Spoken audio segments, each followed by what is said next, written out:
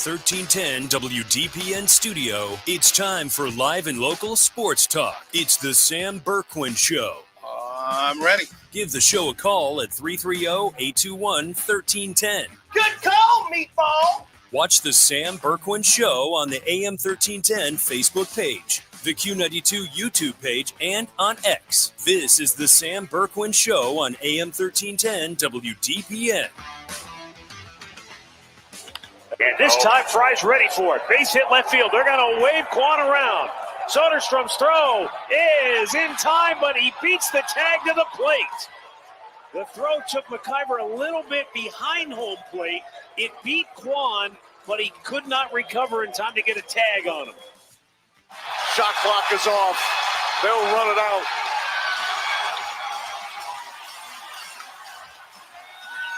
The Thunder have taken the NBA by storm. For the first time, the NBA champion resides in Oklahoma City. The storybook season is complete. For the first time in 25 years, the same player won the regular season MVP, the scoring title, and now he's your finals MVP, Shai Gilgeous-Alexander.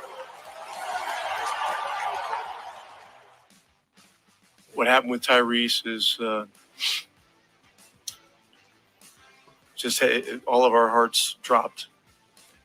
But he will be back.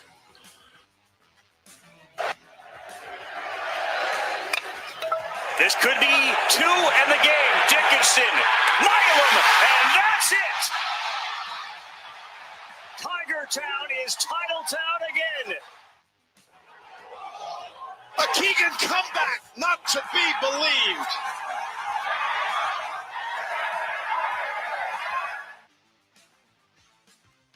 Boy, what a busy weekend. Lots of drama, lots of intrigue, and now a lot of heat. Welcome into the Sam Bourquin Show on this hot, steamy, sultry, humid, I'm running out of adjectives, Monday, 1310 WDPN. We're streaming live all over the world at AM1310WDPN.com. You can also watch and listen to us on the WDPN Facebook page, the WDPN Twitter page, and you can also watch and listen to us live on the Q92 Radio page on YouTube. Sammy B here, Ryan Rainsberg there, and hopefully a great weekend for everybody as we kick the week off on this Monday. The phone lines are open for you at 330-832-821-1310. Let's try that again, 330-821-1310. You can text the program at 330-924-7088. Big show coming up today. We'll talk about that Thunder championship from last night. Oklahoma City took out the Indiana Pacers. They win their NBA championship. Big trade over the weekend. Kevin Durant is now a Houston Rocket. We'll get into that as well. Guardians finish up their road trip, and they're coming back home. What a road trip it was. 3 in Seattle, 3 in San Francisco, and 3 in Sacramento. They finished the trip 4-5. Not great. It wasn't a season killer, but I was kind of hoping they might go 5-4, maybe 6-3. They ended up going 4-5. They're back home to open up a couple of series coming up this weekend, Toronto. And I know St. Louis is going to be in town as well. LSU Tigers win the College World Series. We'll touch on that. Really ashamed of what happened in that game as the Coastal Carolina coach was thrown out in the first inning of the deciding game yesterday. We'll get his thoughts a little bit later on. Keegan Bradley with a wild PGA Tour win yesterday at the Travelers Championship. That boy, I feel bad for Fleetwood. He had it. He had it in the palm of his hands, and let it get away. And Keegan Bradley got a crazy win yesterday. And that was, I'll tell you what, golf the last couple of weekends, 3 out of the last 5 or 6 weekends, has been pretty intriguing stuff, especially with guys hitting 64 and 64 and a half foot putts. Okay. So the PGA in a pretty good place here lately. We've got our Sam Bourquin Show poll question of the day. And I figured today it would be pretty apropos. Best way for you to beat the heat. What is your favorite way to beat the heat? A, hit the pool. B, stay in and crank up the AC. C, go to the movie theater or the mall. D, get on your patio under your umbrella with a full cooler. What's your favorite way to beat the heat? And it is hot and muggy out today. It was hot yesterday. You could feel it coming in late Saturday. Sunday, it cranked up a little bit. Today's hot. Tomorrow looks like it's going to be the warmest day of the week.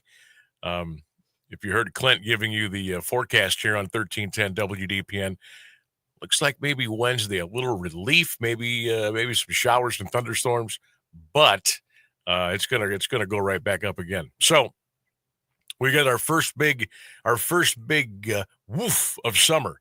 So our poll question of the day: what's the best way for you to beat the heat?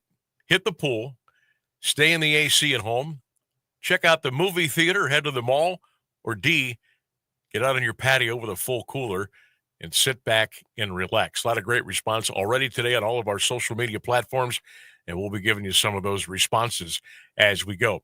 A quick reminder, we are going to be talking with Fred Greetham from the Orange and Brown Report. Fred's going to join us here in about 3 minutes or so. We're going to talk a little bit of Browns, but mostly about Shedeur Sanders and what the rest of the offseason will look like and what things will look like when we get back into camp here coming up in about 6 or 7 weeks. So Fred Greetham coming up in just a few minutes. Okay. Obviously, lots of stuff going on over the weekend. Lots of sports, lots of news with the United States and Iran and Israel, and it was a crazy weekend. Of course, anything that pops up along those storylines, we'll have it here on 1310 WDPN. Check out all of our news coming up at the top and bottom of the hour. So how was your weekend, everybody? Hopefully you had a good weekend. We had our community garage sale. That finished up at around 4:00 on Saturday and got the yard mowed. And we all went out to had dinner out Saturday night. And yesterday, my wife and son were out looking for fountains to put on the patio and some flowers. And they did that. And I was home on the patio. Got a little sunburn yesterday, of course. Kind of listened to the ball game yesterday and just kind of took it easy. I probably could have used a couple more layers of a sunscreen. So I'm paying the price today, but we'll be ready to go full go tomorrow. It was just one of those lazy Sunday afternoons in the heat and humidity of June. Like our entire neighborhood, like it was so quiet yesterday. Nobody was mowing. Nobody was tree trimming. Nobody was laying mulch. No, I mean, it was so quiet. Usually there's always something going on. There's always some kind of a noise to disturb you when you're out on the patio, just trying to relax and enjoy the day. But I'm going to tell you what, it was so hot out yesterday. Nobody was doing anything. I mean, my wife and son, they were out. They got some flowers yesterday. They brought them home, and she put them in the pot holders and put the water on them real quick. That was it. Our neighborhood was so quiet. It was too hot. People they were done. They were either inside or they were at the pool or whatever. All right, coming up here on 318 on the Sam Bourquin Show.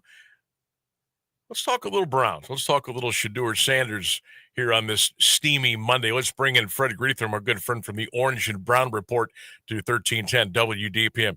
Fred, are you surviving the heat today already? Hey, teach me.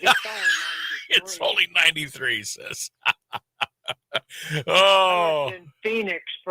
I lived in Phoenix for 9 years. I was coaching out there baseball. And oh, wow. It was outside, and it didn't go over or go under 100, from about April till October. Wow. I will tell you, when I was lucky enough to go out and be a part of the old Indians / Guardians, they'd have the big week for the media, and they'd have you come out and promote the club and this and that. And I loved being out there when it was like 90, 95 degrees. I've been to Vegas probably 4 or 5 times, been about 112, 115. I'll tell you what, though, I didn't mind it because the humidity was like zero. And then up here, we're getting rain, boof, it's 94. And the body's just not quite ready for it.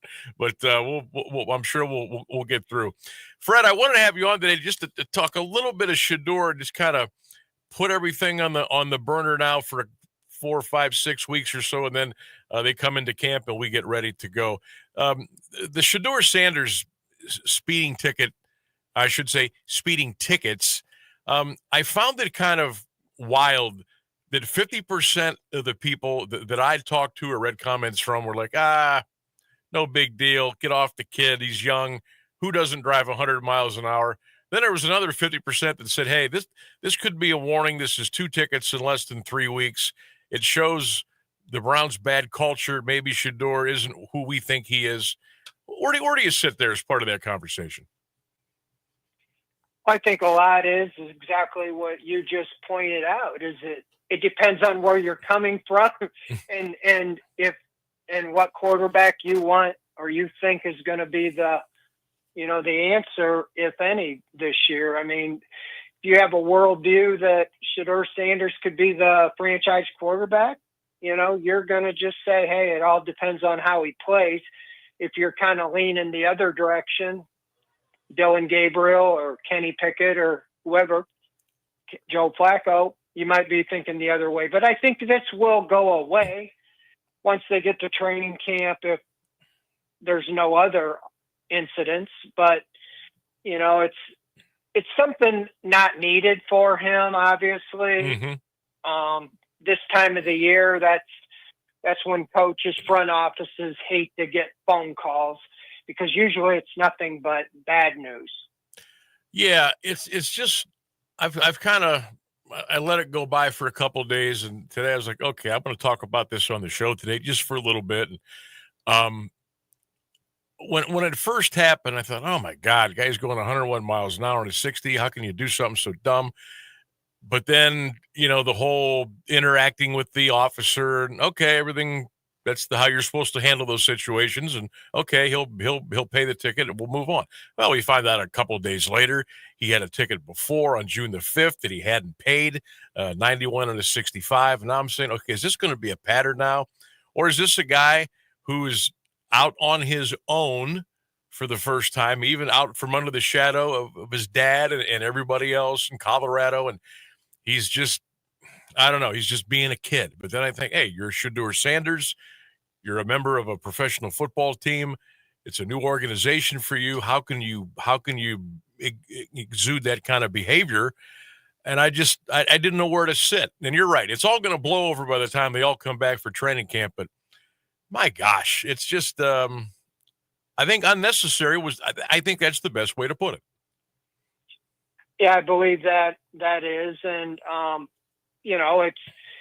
we all talked about, the free fall from maybe being as high as the second pick in the draft to the 5th round.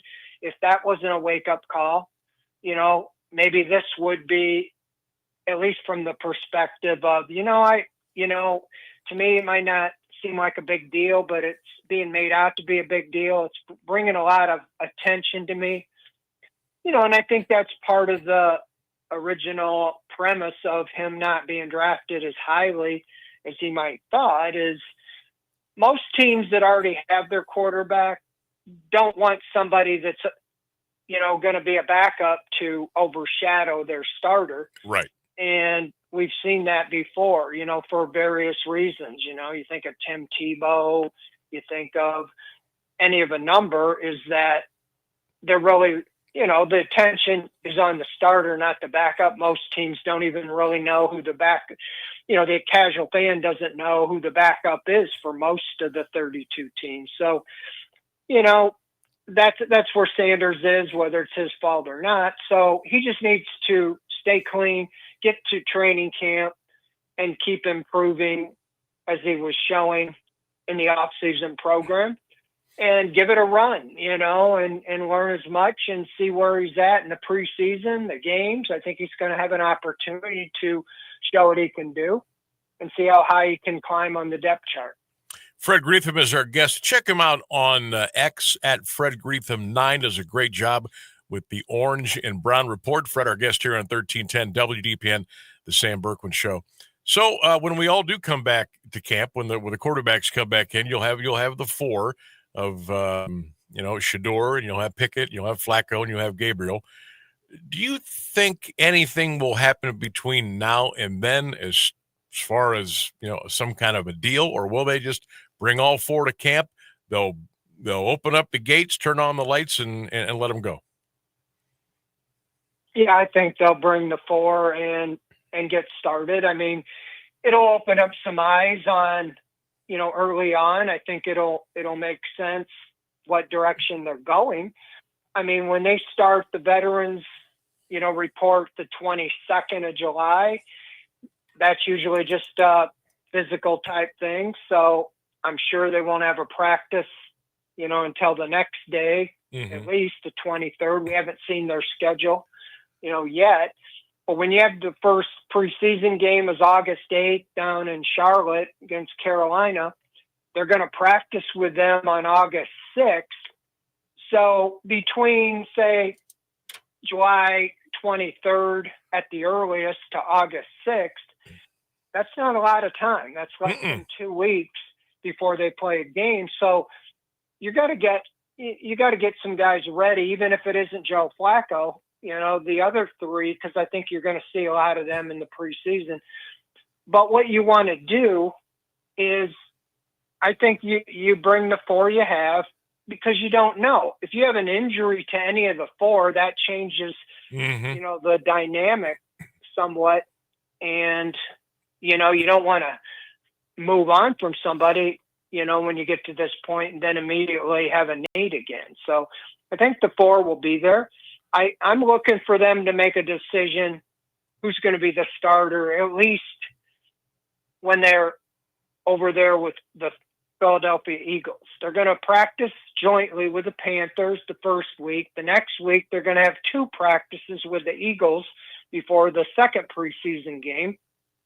And I think the most important practices of training camp, not so much even the preseason games, are going to be those three practices against two other teams, because the coaches are really able to hone in on what they want to look for. And that's where you can really see how the four quarterbacks, respond against, another NFL first team defense. And a lot of what we've seen is that when they get to preseason games after joint practices, they're usually just playing backup. So I think those practices against the Panthers and the Eagles will tell us a lot. And then they're going to make a decision, who's going to start, and get them ready probably in the third preseason game. And then away they go in September. So that's kind of right now where I see it going. Yep, I would agree with you there. Fred Greetham is our guest. One more, and we'll let you go. And we appreciate you coming on here on this Monday afternoon. We always talk about the four quarterbacks now, and what is Deshaun Watson doing? What has he been up to? Has he been around the facility? Has anybody said anything about what they're going to try to do with him or for him? Or it's been really quiet. Well, we haven't seen him.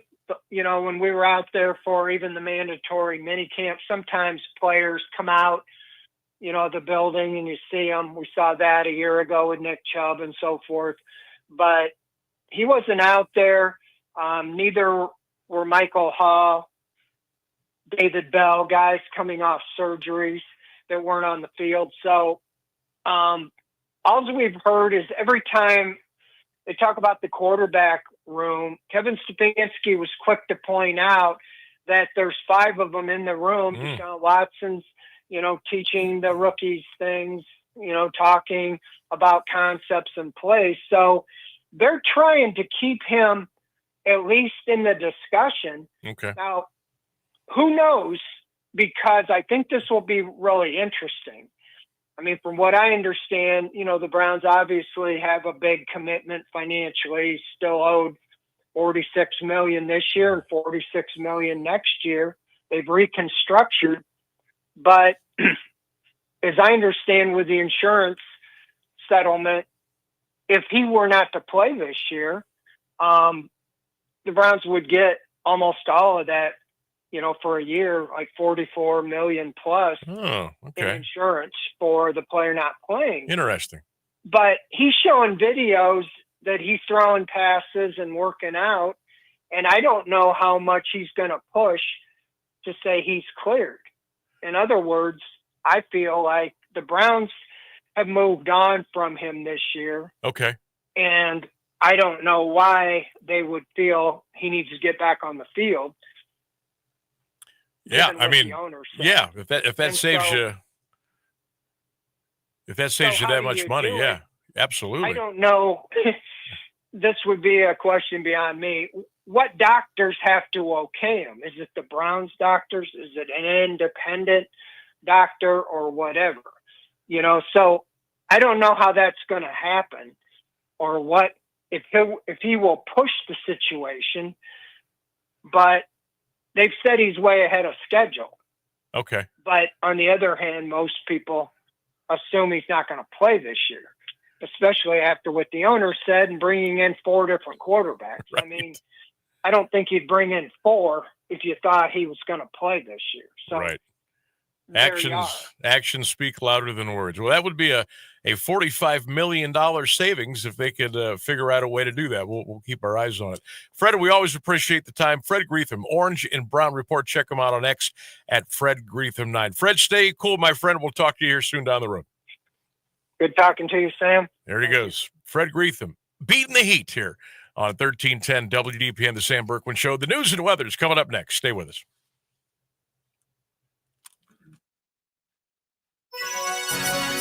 Now, the latest area news on AM 1310 WDPN.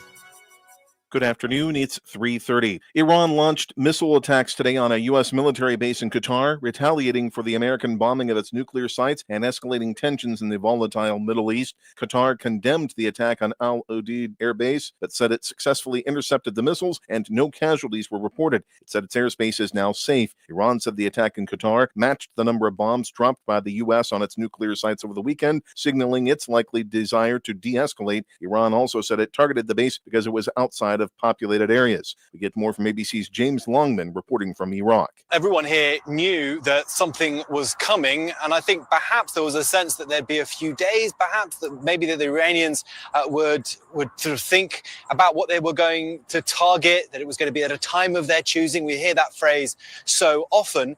Now these early reports about Qatar and the Gulf, probably the more obvious choice, given these are integral to the U.S. operation. President Trump Saturday night said any retaliation by Iran would be met by what he called, quote, force far greater than what was witnessed previously. There are 40,000 U.S. military personnel in the Middle East. 10,000 are stationed at Al Udeid Air Base in Qatar. The president Saturday night signaled future attacks against Iran. In his first broadcast interview since being released from 104 days of ICE detention, Columbia graduate student and pro-Palestinian activist Mahmoud Khalil has spoken with ABC News. The Trump administration has argued that he is pro-Hamas and created an environment of harassment toward Jewish college students. Khalil tells ABC's Lindsay Davis the government is not truthful about him. They try to portray me as a violent person.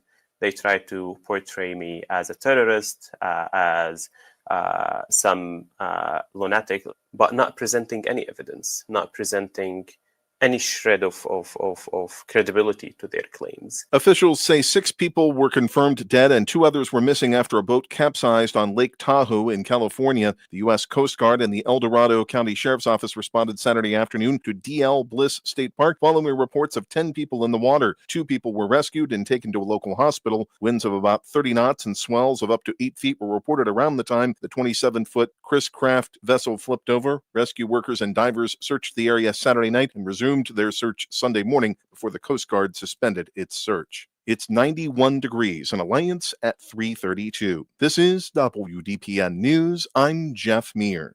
Here's the latest forecast on AM 1310 WDPN. Our heat advisory continues through Tuesday at 8 p.m. Forecast today calling for sunny skies, a high near 93 with heat index values as high as 100. Tonight, mostly clear, a low 73. More sunshine Tuesday, a high near 93. Wednesday, a chance of showers and thunderstorms in the afternoon. Partly sunny otherwise with a high near 89. That's your WDPN weather. Are you ready to up your mealtime game with a beautiful new dining suite? How about your movie nights on the couch? Is more comfortable seating on your list this year? Maybe you just need a better night's rest. Whatever the case, when we spend time at home with our families, we all want quality, comfort, and names we can trust. That's why Grove's appliances, furniture sets, and even their mattresses make all the difference.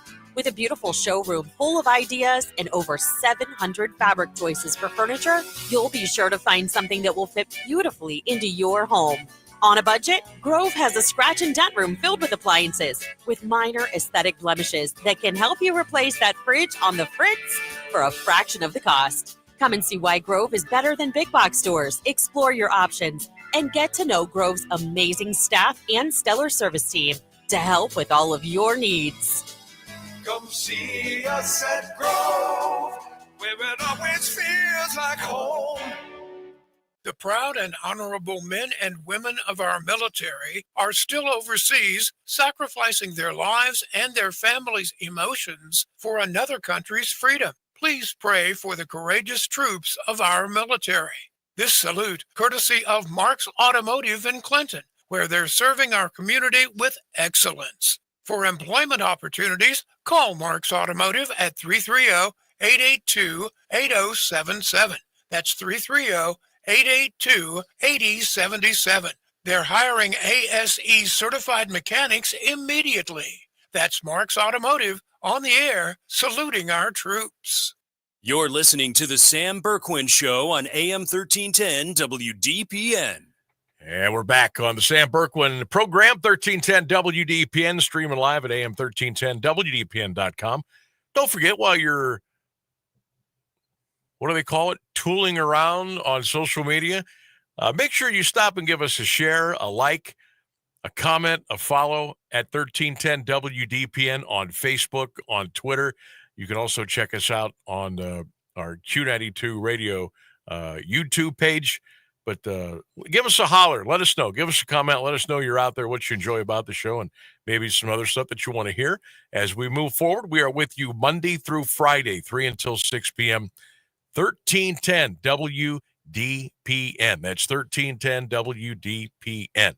And hope you all are staying cool today, whether you're in Alliance, Canton, Massillon, Perry, Jackson, Plain Local, Dover, New Philly, wherever you're listening to us on the stream, AM1310WDPN.com. Last report, we were at 93 degrees. The real feel is about 100. And it's going to be very warm today, very warm tonight. It's going to be even hotter tomorrow, and we might see a little relief.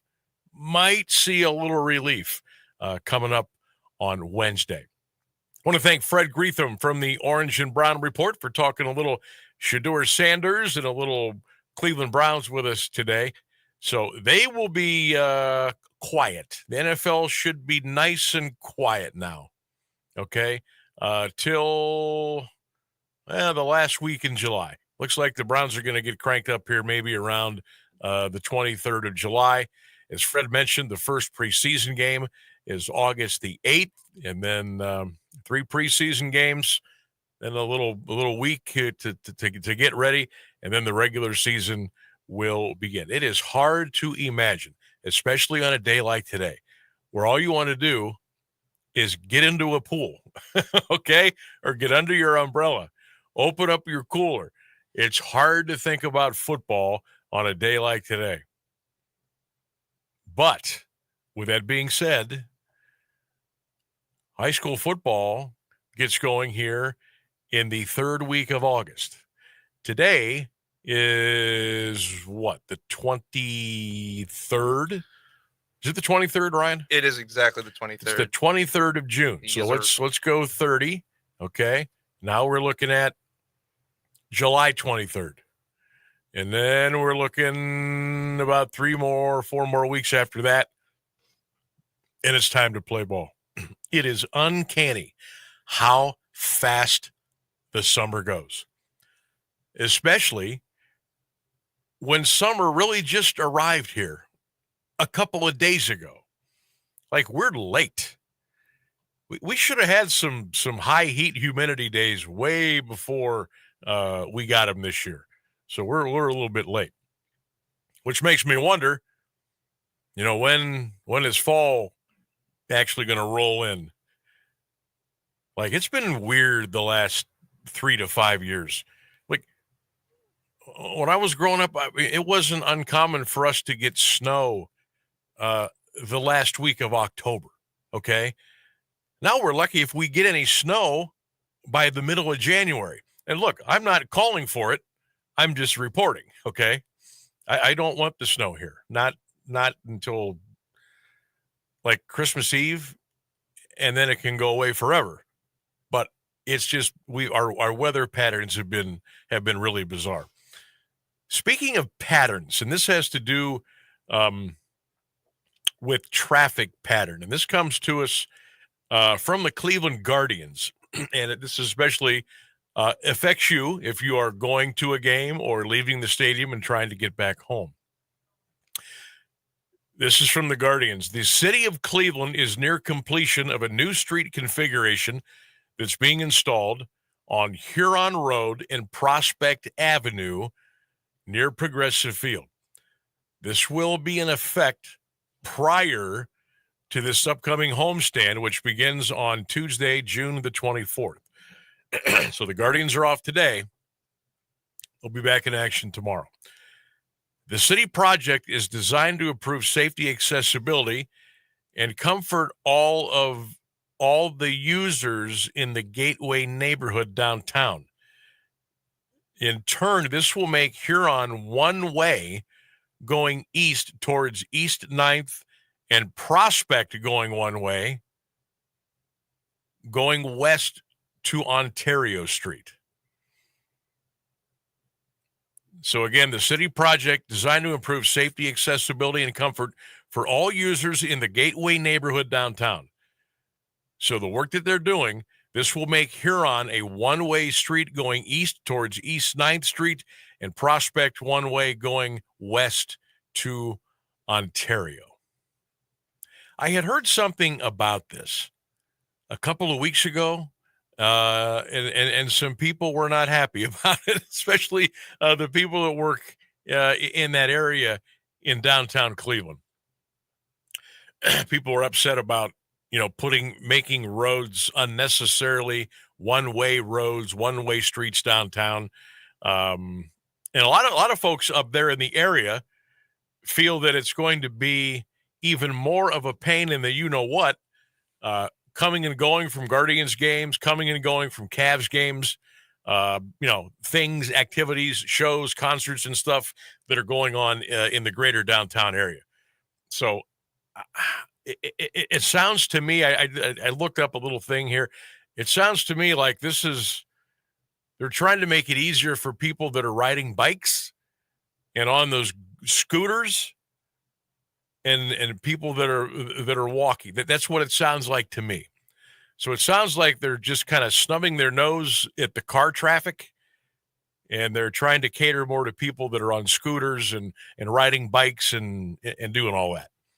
So that's the deal if you're going up to Cleveland for the Guardians. And then obviously when the Cavs crank up again here, the end of October, you want to just kind of give yourself maybe a little bit of extra time or possibly think about a different way of going into the downtown area to check out your games or concerts or what have you. So making two-way streets, one-way streets up there, and people a little bit upset. But we just wanted to give you that information, especially those of you that may be heading up Tuesday or this weekend or games coming up here in the very near future. All right, our Sam Bourquin Show poll question of the day. What is the best way for you to beat the heat? How do you beat the heat? What do you say? 330-821-1310, 330-821-1310. How do you beat the heat? A, hit the pool. B, stay in the AC at home. C, maybe check out a movie or go head to the mall. Or D, get on your patio, sit under your umbrella with a full cooler. What is the best way? What is the best way for you to beat the heat? Let us know on this 93, almost 94-degree day and a real feel of about 101 right now. Let us know here on the Sam Bourquin Show. Rainsburg, what's your best way to beat the heat? I got an idea, but I'll let you go. I think almost any of these are a valid one. The only thing I can say is that the pool is a very double-edged sword, because on a day like today, it's so hot and the UV index is so high that you're just getting cooked in a pool. Yeah. So better today, lather up today. Yeah, I would not be in a pool today because you're just going to get sunburnt or straight up cooked. But cranking the AC is great. Movie theater, mall, that's also great. And even today, as long as you're in the shade, it's not too bad. So I could be outside with a cooler in the shade today too. I was out on the patio yesterday under the umbrella.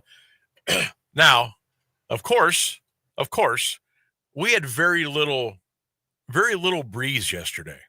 It would kick up once in a while, but it was like 4 miles an hour. You know what I mean? So I was outside again pretty much from noon until about 7. But I did go in the house a couple times to refill the thermos or, check the time or whatever. And the second time that I went in the house, I came back out, the damn umbrella had blown away. It blew over the patio off and to the left, where we have an empty lot next to us. And it broke. It completely snapped. Like the base was good. It fell over, but the umbrella, the pole came out, and I came out, and I uttered. Well, I didn't utter. I shouted a few curse words. As you do. As I do. Mm-hmm. And I went over and I got the umbrella, and I brought it back to the patio, and I put it back in the base, and then I went to crank the actual umbrella itself up and down a little bit to see how it was going to work, and ping, pang, boom, snap, cooked. So I just said, and I just sat back out on my on the patio on the recliner, and I had no umbrella, so I had to go get another hat, cover up my head, and all that. So yeah, but I mean, what are the chances? Obviously, 100%. But what are the chances I go in the house? There's no breeze, there's no wind, there's nothing, and all of a sudden, when I come back outside, it's useless. The umbrella is completely gone. So there you go. Had to deal with that yesterday. Yeah, they always break so easily. I know. They never. And they're built to break. My wife comes home and she hadn't noticed it yet, and she says, "How's the umbrella working out?"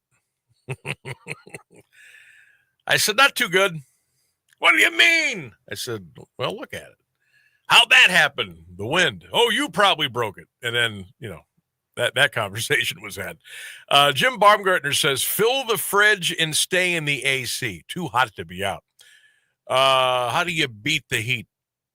Steve says, you beat the heat by playing team ball and letting Dirk Nowitzki do his thing. See what he did there? Beat the Miami Heat, Dallas Mavericks. I see what you did there, Steve. Dave says, yes, but on the boat. Mary Jane says, stay inside, Sammy, too hot. Donna, Doug, Joseph, Jimmy, Bill, Huds. Hello, Mr. Hudnall. They all say stay inside, crank up the air conditioning, and stay at home. Pat Murray says crank up the air. Coach Thorley says yes, A, B, and D. Dougie in the PTO says when it's hot, definitely B. Stay on and crank up the air conditioning. I thought this was a good answer. Doug Craddock says B, stay home. C, when boredom sets in. I'm going to the movie theater or I'm going to check out the mall. Pam says definitely B, at home with the air conditioning. Popper says swimming pool all the way. I'm with Mike. I am a swimming pool guy. Get me to the pool. Leave me at the pool. I'll be fine. Kim says pool, tennis, pool. Outside under fans watching baseball. That's how she beats the heat. Mike Streb says, put me on a patio, Sammy. I'll fill up my cooler. I'll stay cool for hours. What's your favorite way to beat the heat? 330-821-1310. That's 330-821-1310. Sammy, listen to your conversation with Fred. Then you were talking about high school football. High school football camps days are in progress all over the area. Actually, they now get 13 camp days before two-a-days that start the end of July. I would not want to be having a football camp day this week. Not today, not yesterday, not tomorrow, not all week. But if you're given those certain amount of days, you got to go out there and you got to get it in. So I guess 7-on-7s, team camps, team activities, stuff like that, lifting, form running, stuff like that. So yeah, that's going on now, as far as the high school is concerned. But holy smokes, what a rough day. Remember when they used to start the two-a-days, when they were actual two-a-days, and it was in weather just like this. Like you were already, you were a mess before you even stepped foot on the field. You got out of your car, or some probably rode their bike to practice or got dropped off. You had all your gear. You got your bag. You got your helmet, shoulder pads, all that stuff.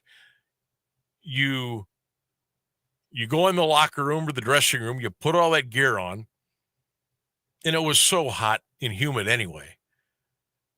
And then you're like, okay, I'm ready. Now you got to go practice. And now you got to go practice twice. So you're going to be out there in the morning, 7:30 or 8 o'clock to 10:30? And then most schools, again, this was a little while ago. I'm sure things have changed now. Schools would give you like 45 minutes to an hour, eat lunch, get hydrated up, maybe take a little nap underneath the tree. And then you're right back at it again, like 11:30 or noon. Then you would practice till like 2. And that was your two-a-day. And then you saunter back to the locker room, you get your gear off, you change your clothes. You're dying. It's 94, 96 degrees. It's hot and humid. You're like, this is the last place I want to be. Then you go home and, some may have to, go to a part-time job or, do chores or whatever the case may be. Maybe you got enough energy to hang out with your friends. And then all of a sudden you look at your watch, you look at your clock, and it's like, oh, geez, I got to be up I got to be up for two-a-days tomorrow. So then you're tired, you try to wind yourself down, get to sleep, and boom, you're up again the next day at 6:30, 7 o'clock, putting on that gear, and you're doing it all over again. And these two-a-days would last, 2 weeks? Maybe longer. And then you would have your first scrimmage. Then you would have your second scrimmage, then your third, and then you would start the season. Usually it was the first week in September. Obviously, things have changed now with school starting so ridiculously early.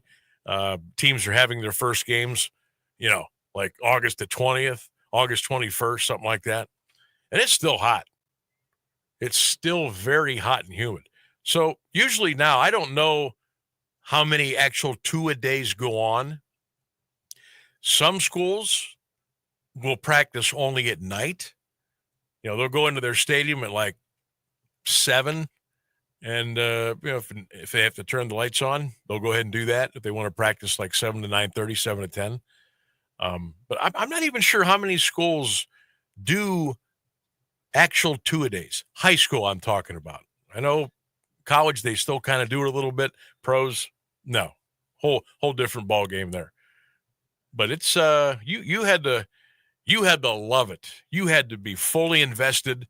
You had to beat the weather. You had to beat you're tired, you're cranky, you had to beat all that. And the hardest part, I think, was while you are out there playing football and you're practicing drill after drill after drill, running laps after laps after laps, lucky to get a water break or a Gatorade break here and there. And I know times have changed there as well. But you're doing bear crawls up hills. Then you're hitting guys, you're lining up and doing the hitting drills, and you're trying to be tough, and the coaches are yelling and blowing the whistles and this and that and the other. And you're doing it over and over again.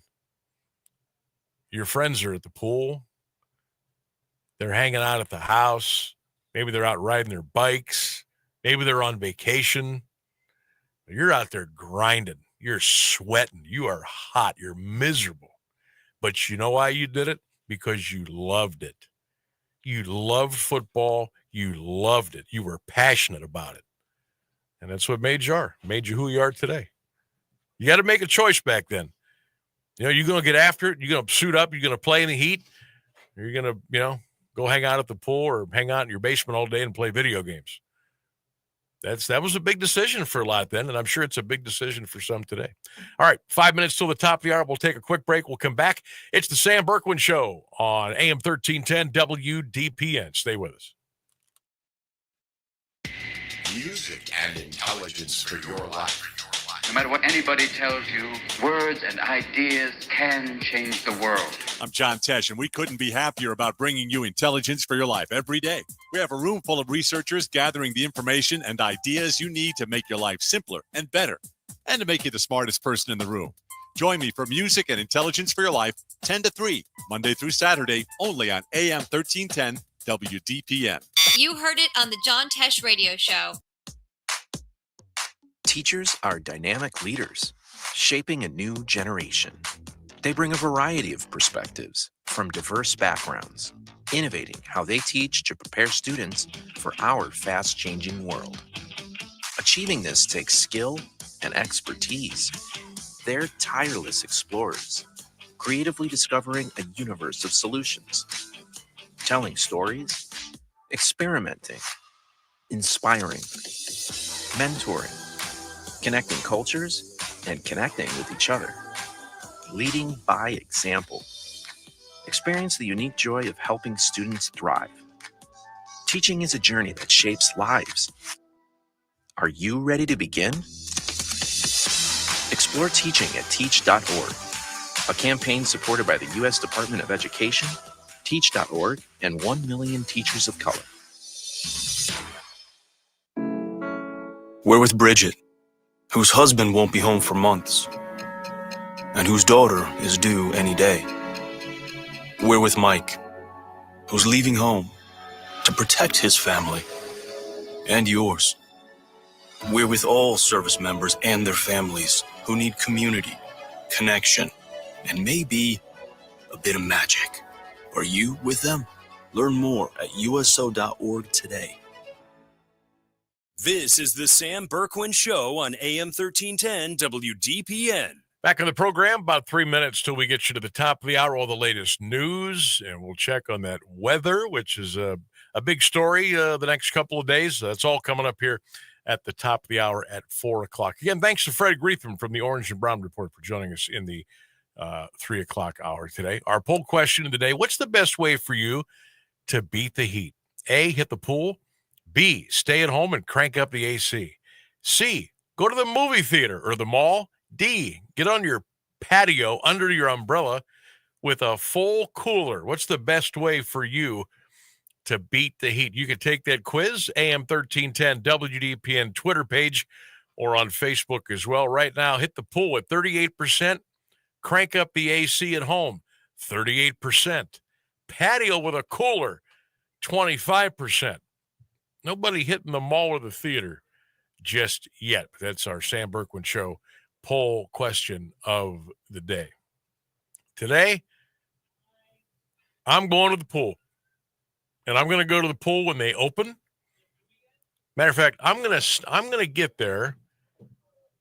Let's say the pool opens at 11. I'm going to be in line at 10:30. I'm going to be in line at 10:30. And when they open up the doors, I'm going in, I'm grabbing my chair, and I'm there. And I'm not leaving till close. I'm going to put a full 9-hour day in. And I have no problem saying that, and I certainly have no problem doing it. Because if you're going to do it, that's the way to do it. When we get back here at the top of the hour, we'll talk a little Guardians baseball. They finished up that West Coast trip 4-5. Still 8.5 behind the Tigers. Cleveland comes home with a mark of 39-37. 8.5 behind Detroit. Tigers are 49-30.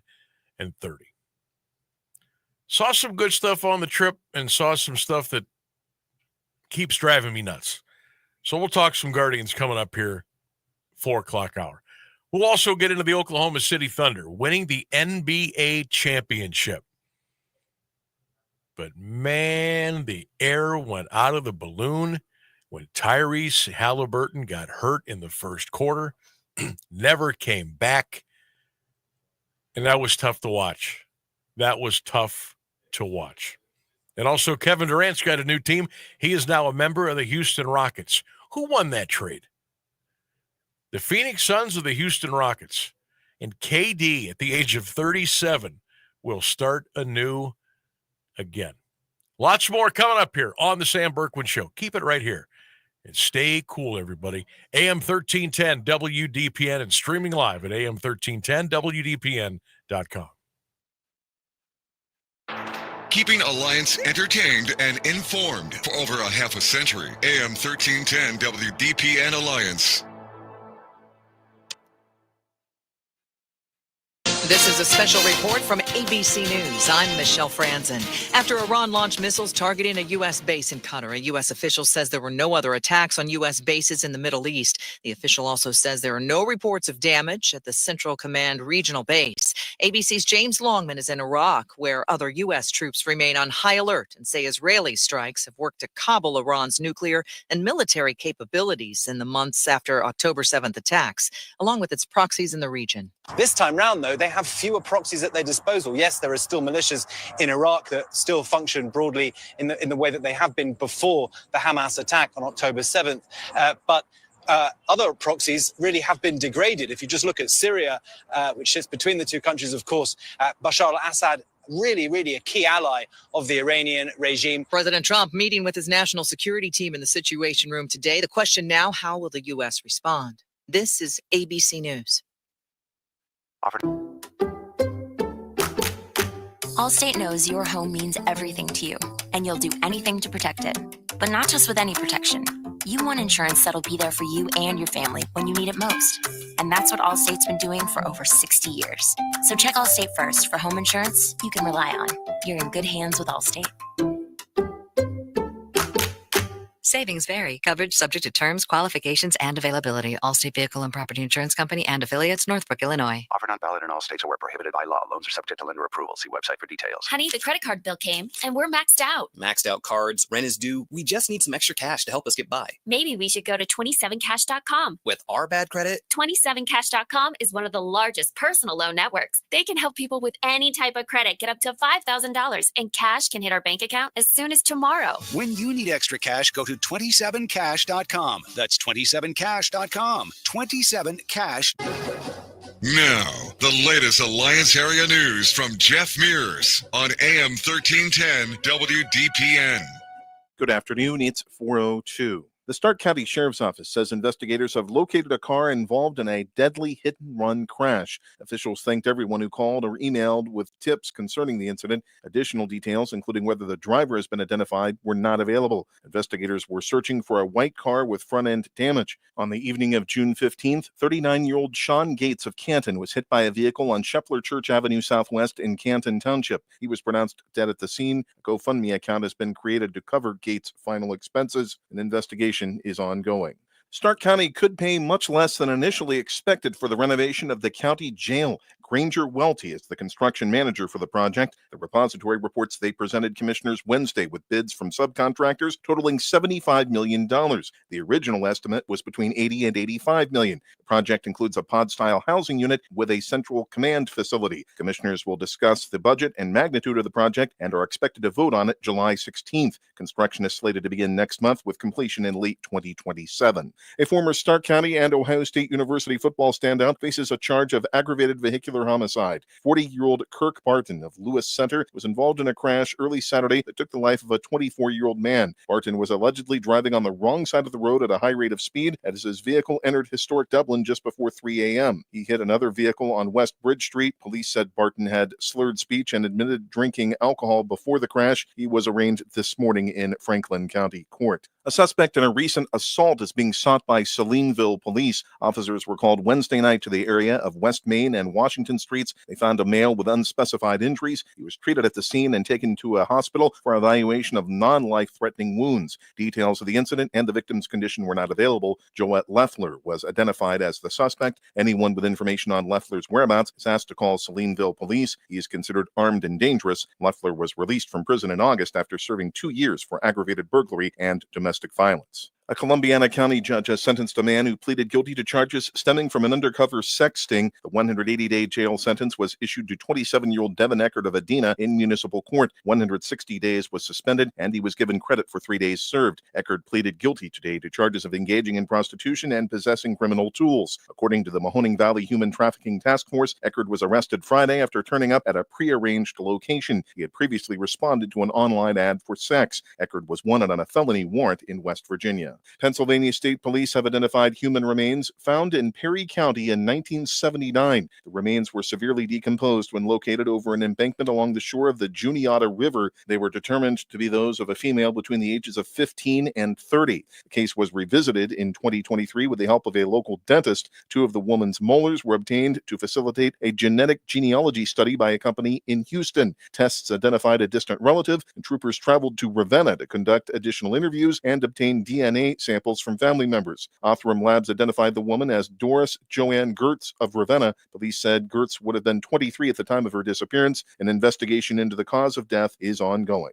Sentencing is scheduled October 8th in federal court for a woman who pleaded guilty to a charge in connection with a Youngstown drug trafficking ring. 49-year-old Takesha Bailey Mills entered the plea to 1 count of conspiracy to possess with intent to distribute a controlled substance. She was one of 8 people indicted for their involvement. Bailey Mills is the first to plead guilty. The indictment states the participants sold cocaine, fentanyl, and meth. 2 houses on the city's south side were allegedly used to store and sell the drugs. The activity took place between August 2021 and January 2023. A woman died at a house fire in Poland Township. WKBN-TV reports one of the woman's children called firefighters to the house in the 6900 block of Newcastle Road around 11:30 Sunday night. Water had to be brought in due to the lack of a local source. The victim's identity has not been released. No other injuries were reported. The state fire marshal is investigating the cause of the blaze. A weekend drowning in New York has claimed the life of a Bezetta Township official. Investigators using side-scan sonar from the New York State Police Underwater Recovery Team found the body of Pete Bazzulo in Chautauqua Lake Sunday. He was the zoning inspector for about 8 years and a retired Trumbull County Sheriff's deputy. The Chautauqua County Sheriff's Office says deputies were called to the lake about a submerged swimmer Saturday. Darkness forced the Sheriff's Marine Division and the county's water emergency team to suspend their search until morning. Bond is set at $200,000 for a man accused of asking 3 girls in Warren if they wanted a ride and some candy. 54-year-old Victor Godfrey of Warren appeared for arraignment today in Warren Municipal Court. He pleaded not guilty to 3 counts of enticing children under 14 years old assault and OVI. Godfrey is scheduled to return to court July 8th. The alleged incident occurred Friday night on Idlewild Street Northeast. The girls ran home and told their mother. Godfrey also is accused of following the juveniles earlier that day. Police found Godfrey leaving a convenience store. They determined he was too intoxicated to drive and arrested him. It's 92 degrees in Alliance at 4:07. This is the local edition of WDPN News. The forecast is next, a service of Canterbury Villa of Alliance. I'm Jeff Mears. Here's the Alliance area weather forecast on AM 1310 WDPN. This WDPN weather is brought to you by Canterbury Villa of Alliance, where your loved ones become family. Schedule a free visit today by calling 330-821-4000. Our heat advisory continues through Tuesday night at 8 o'clock. Our forecast otherwise calling for sunny skies today, a high near 93. Tonight, mostly clear, a low 73. Tuesday, sunshine, a high of 93. Wednesday, a chance of showers and thunderstorms in the afternoon. Otherwise, partly sunny, a high near 89. Chance of rain is 60%. That's your WDPN forecast. Send your loved ones to a place that cares and a place that they can trust. They'll find a place that feels like home at Canterbury Villa in Alliance. They will provide the highest level of care to their residents when it comes to skilled nursing, rehabilitation, long-term care, and Alzheimer's care. At Canterbury Villa, your loved ones become family. Located on Freshley Avenue, schedule a free visit today by calling 330-821-4000 and ask for Samantha Nutter. At Canterbury Villa, they walk the talk. Live from the AM 1310 WDPN studio, it's time for live and local sports talk. It's the Sam Bourquin Show. I'm ready. Give the show a call at 330-821-1310. Good call, meatball. Watch the Sam Bourquin Show on the AM 1310 Facebook page, the Q92 YouTube page, and on X. This is the Sam Bourquin Show on AM 1310 WDPN. And this time, Fry's ready for it. Base hit left field. They're going to wave Quan around. Soderstrom's throw is in time, but he beats the tag to the plate. The throw took McIver a little bit behind home plate. It beat Quan, but he could not recover in time to get a tag on him. Shot clock is off. They'll run it out.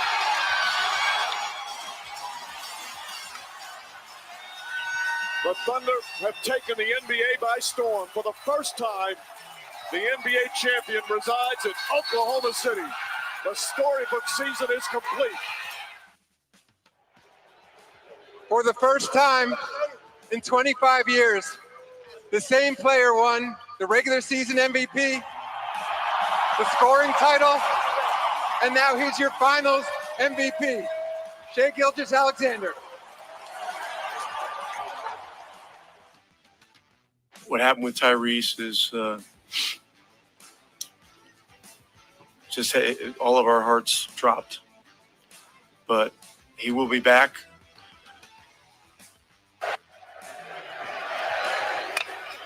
This could be two and the game. Dickinson, Milam, and that's it. Tiger Town is Title Town again. A Keegan comeback, not to be believed.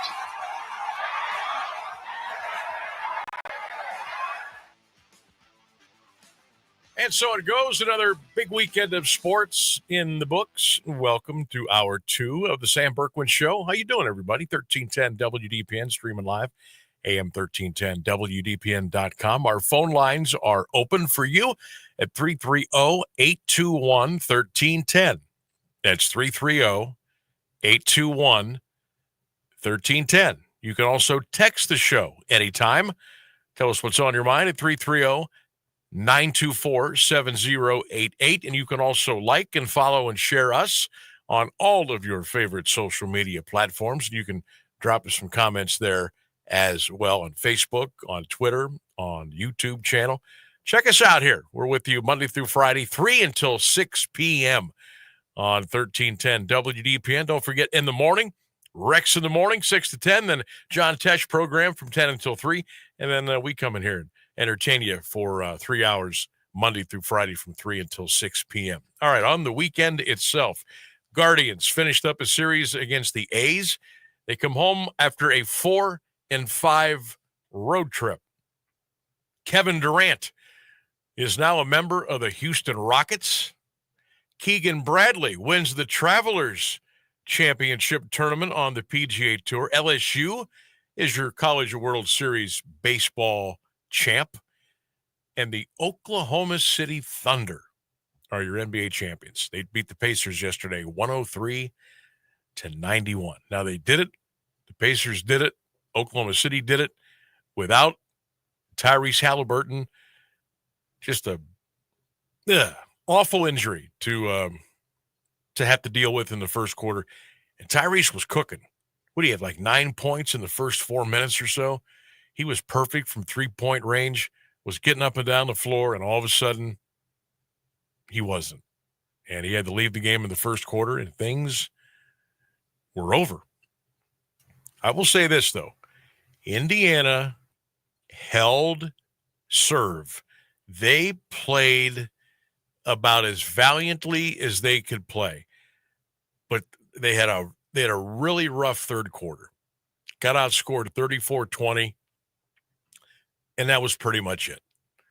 SGA had 29 points, 12 assists, 5 rebounds, series MVP. He was the NBA MVP.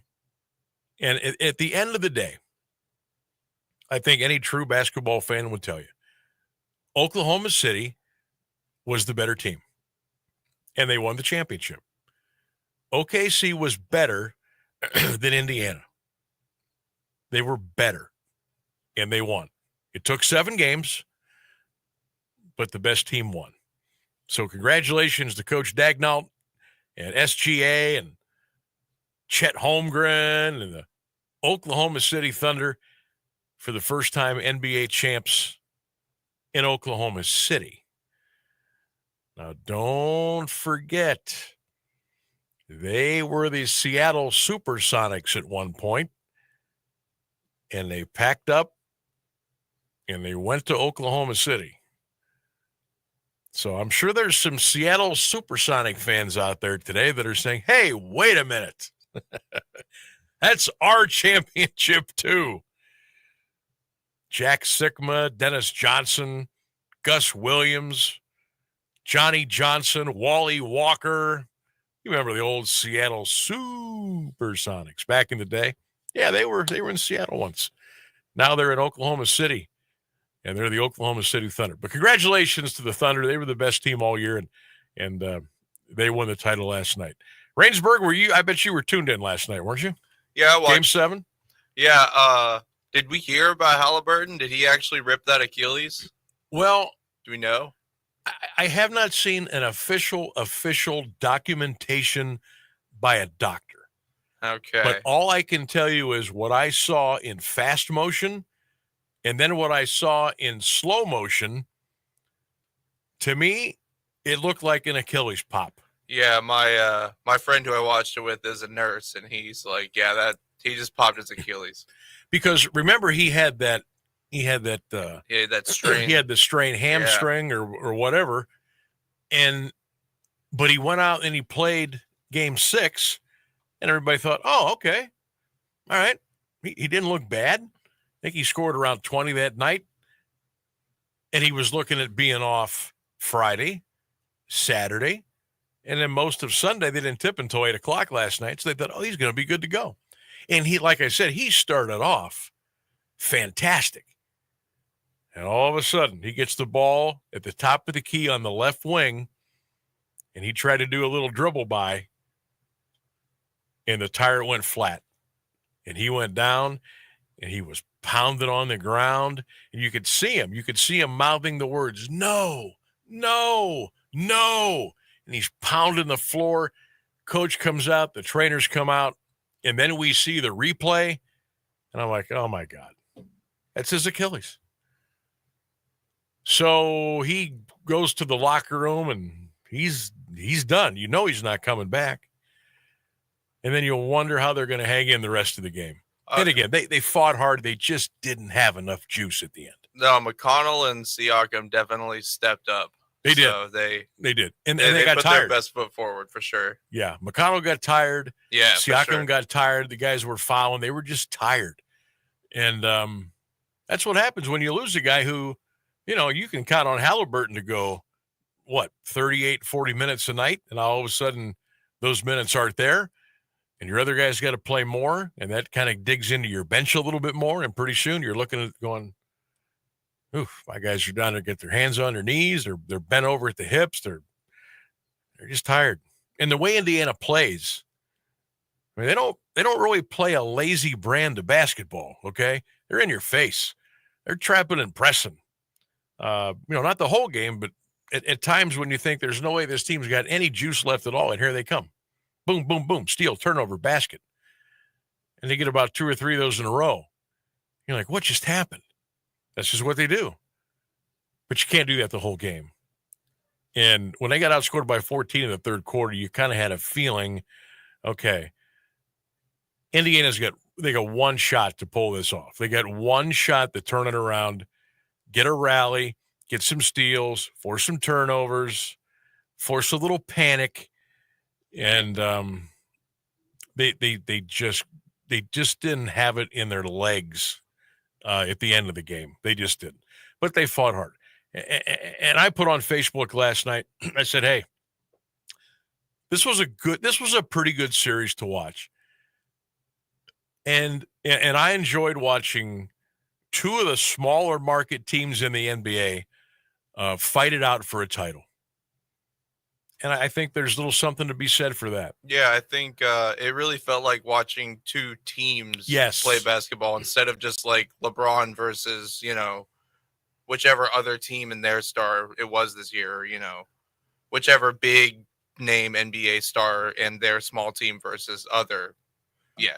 It was fun to watch. Yeah. It was fun to watch 2 teams. It was fun to watch 2 small markets that love their basketball. They love their basketball teams. They love the players. They pack their buildings every night. Doesn't have to be a playoff game. Those fans are out there every night. I felt good for OKC. They got to win it at home. Get your first title is always kind of cool. Indiana's been there twice now. Lakers beat them. Or is this their third time? It might be their third. Anyhow, they haven't won one yet. I know the Lakers knocked them out once, and then yesterday, Oklahoma City got them. So, but the Pacers, man, that's a really good organization there. And look, both these teams are really young, for the most part. Now, each team has a guy or 2 that, not necessarily on borrowed time, but, not 22, 23 years old either. But you would think, with the way the NBA is now, it's kind of leaning toward the parity side of things a little bit and away from the big threes and all that stuff. You would think, especially with the culture of these organizations, that Oklahoma City and Indiana, you would think, would be in the mix for the next 4 to 5 years. Both teams are pretty young. Both teams are really athletic. Both teams have incredible head coaches. I think they've got really good front offices. Just, look at the way they build their teams. I mean, common sense would tell you that these teams will be around for a while. Now, we know it always doesn't work out that way. Something always happens. Somebody gets hurt. Somebody gets, all of a sudden, they're discontent. They want to leave. There's a trade. There's, a guy announces a surprise retirement. A lot of goofy things happen. But I would be shocked if the Thunder and the Pacers weren't a big part of things here between now and 2030. I could be wrong, but I think that's the way that's going to go. So then the game is over. They do the big presentation up on the stage. Thunder get their trophy. SGA gets his MVP trophy. The confetti's coming down. The chant of OKC. Good stuff for Oklahoma City. Then I thought about Indiana. They're obviously upset, angry, worn out. They'll get it. They'll bring the band back together again. Then I started thinking about the Eastern Conference. I started thinking about, the New York Knicks without a coach. I started thinking about the Orlando Magic making moves and trying to get better. I started thinking about the Boston Celtics, who are probably not going to look like the Boston Celtics have looked the last 3, 4, 5 years. And I thought about a much improved Detroit Pistons team and how far they're going to go and how much better that they should get. And then I thought about Philly, how many disappointing years they've had. Are they just going to pack it in? Or are they going to run it back with Joel Embiid and trust the process one more year? I thought about the Chicago Bulls, kind of an up-and-coming team in the Eastern Conference. I thought about the Bucks. What are they going to do? Giannis. I'm starting to think the Dame Lillard move was probably not the way to go. They had a change in coaches coming off an NBA championship a couple of years ago. The Atlanta Hawks look like an up-and-comer. And then it all led me back to Cleveland. I started thinking about our parade. I started thinking about the parade that Oklahoma City's going to have and what the Cavaliers are going to look like going into next season. And today's June 23rd. The first regular season game, I believe is Halloween weekend. If I'm not sure, I'm close. So there's plenty of time for a little more reaction. There's plenty of time to make moves. There's plenty of time to check the cupboard, check the finances, and see what the best way is to go. But I got to tell you, even if the Cavaliers stand pat, and by that I mean making no moves, making no trades, no key free agent acquisitions, there is no reason in the world that this team should not be playing for an Eastern Conference championship next year. None. If this team doesn't get to the Eastern Conference Finals next year, that's a problem. And then maybe you got to say, you know what? Screw it. We're making moves. This is not working. But I think they're going to bring the band back together intact. This will be a second year under Coach Kenny Atkinson. Obviously, you're going to have you've rebuilt the coaching staff a little bit. You lost a couple of guys. You know, Jawad Williams now is a full-time assistant coach for the Cavs under Kenny. And you may be without Darius Garland the first month of the season. We'll see. But our guys gotta lift, they gotta run, they gotta shoot, and they gotta come back a little meaner and a little leaner. And we'll see what we got. Because I sit here today, I look at our roster, I look at everybody else in the East. There's no way in the world they should not be playing for an Eastern Conference title. You don't have to win 64 regular season games to get there. You just got to win the right amount of games the right way at the right time throughout the year. And then when playoff basketball comes around, which, by the way, is a different animal, and I hope that they learn that, that's when you go to work. That's when Donovan Mitchell goes to work. That's where Jared Allen has to get some aggressiveness. That's where Darius Garland's got to make the smart play. That's where Evan Mobley has to take his game to another level, if you will.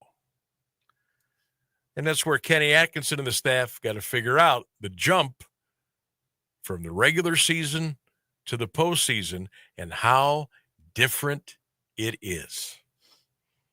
Because, folks, it is a whole new ballgame. We watched it. We saw it unfold in front of our very eyes. You think the Cavaliers were ready to play the Indiana Pacers? You think the Cavs would have taken out the New York Knicks? You think they would have taken the Oklahoma City Thunder to a 7-game series? The answer is no, because they weren't ready and they weren't prepared.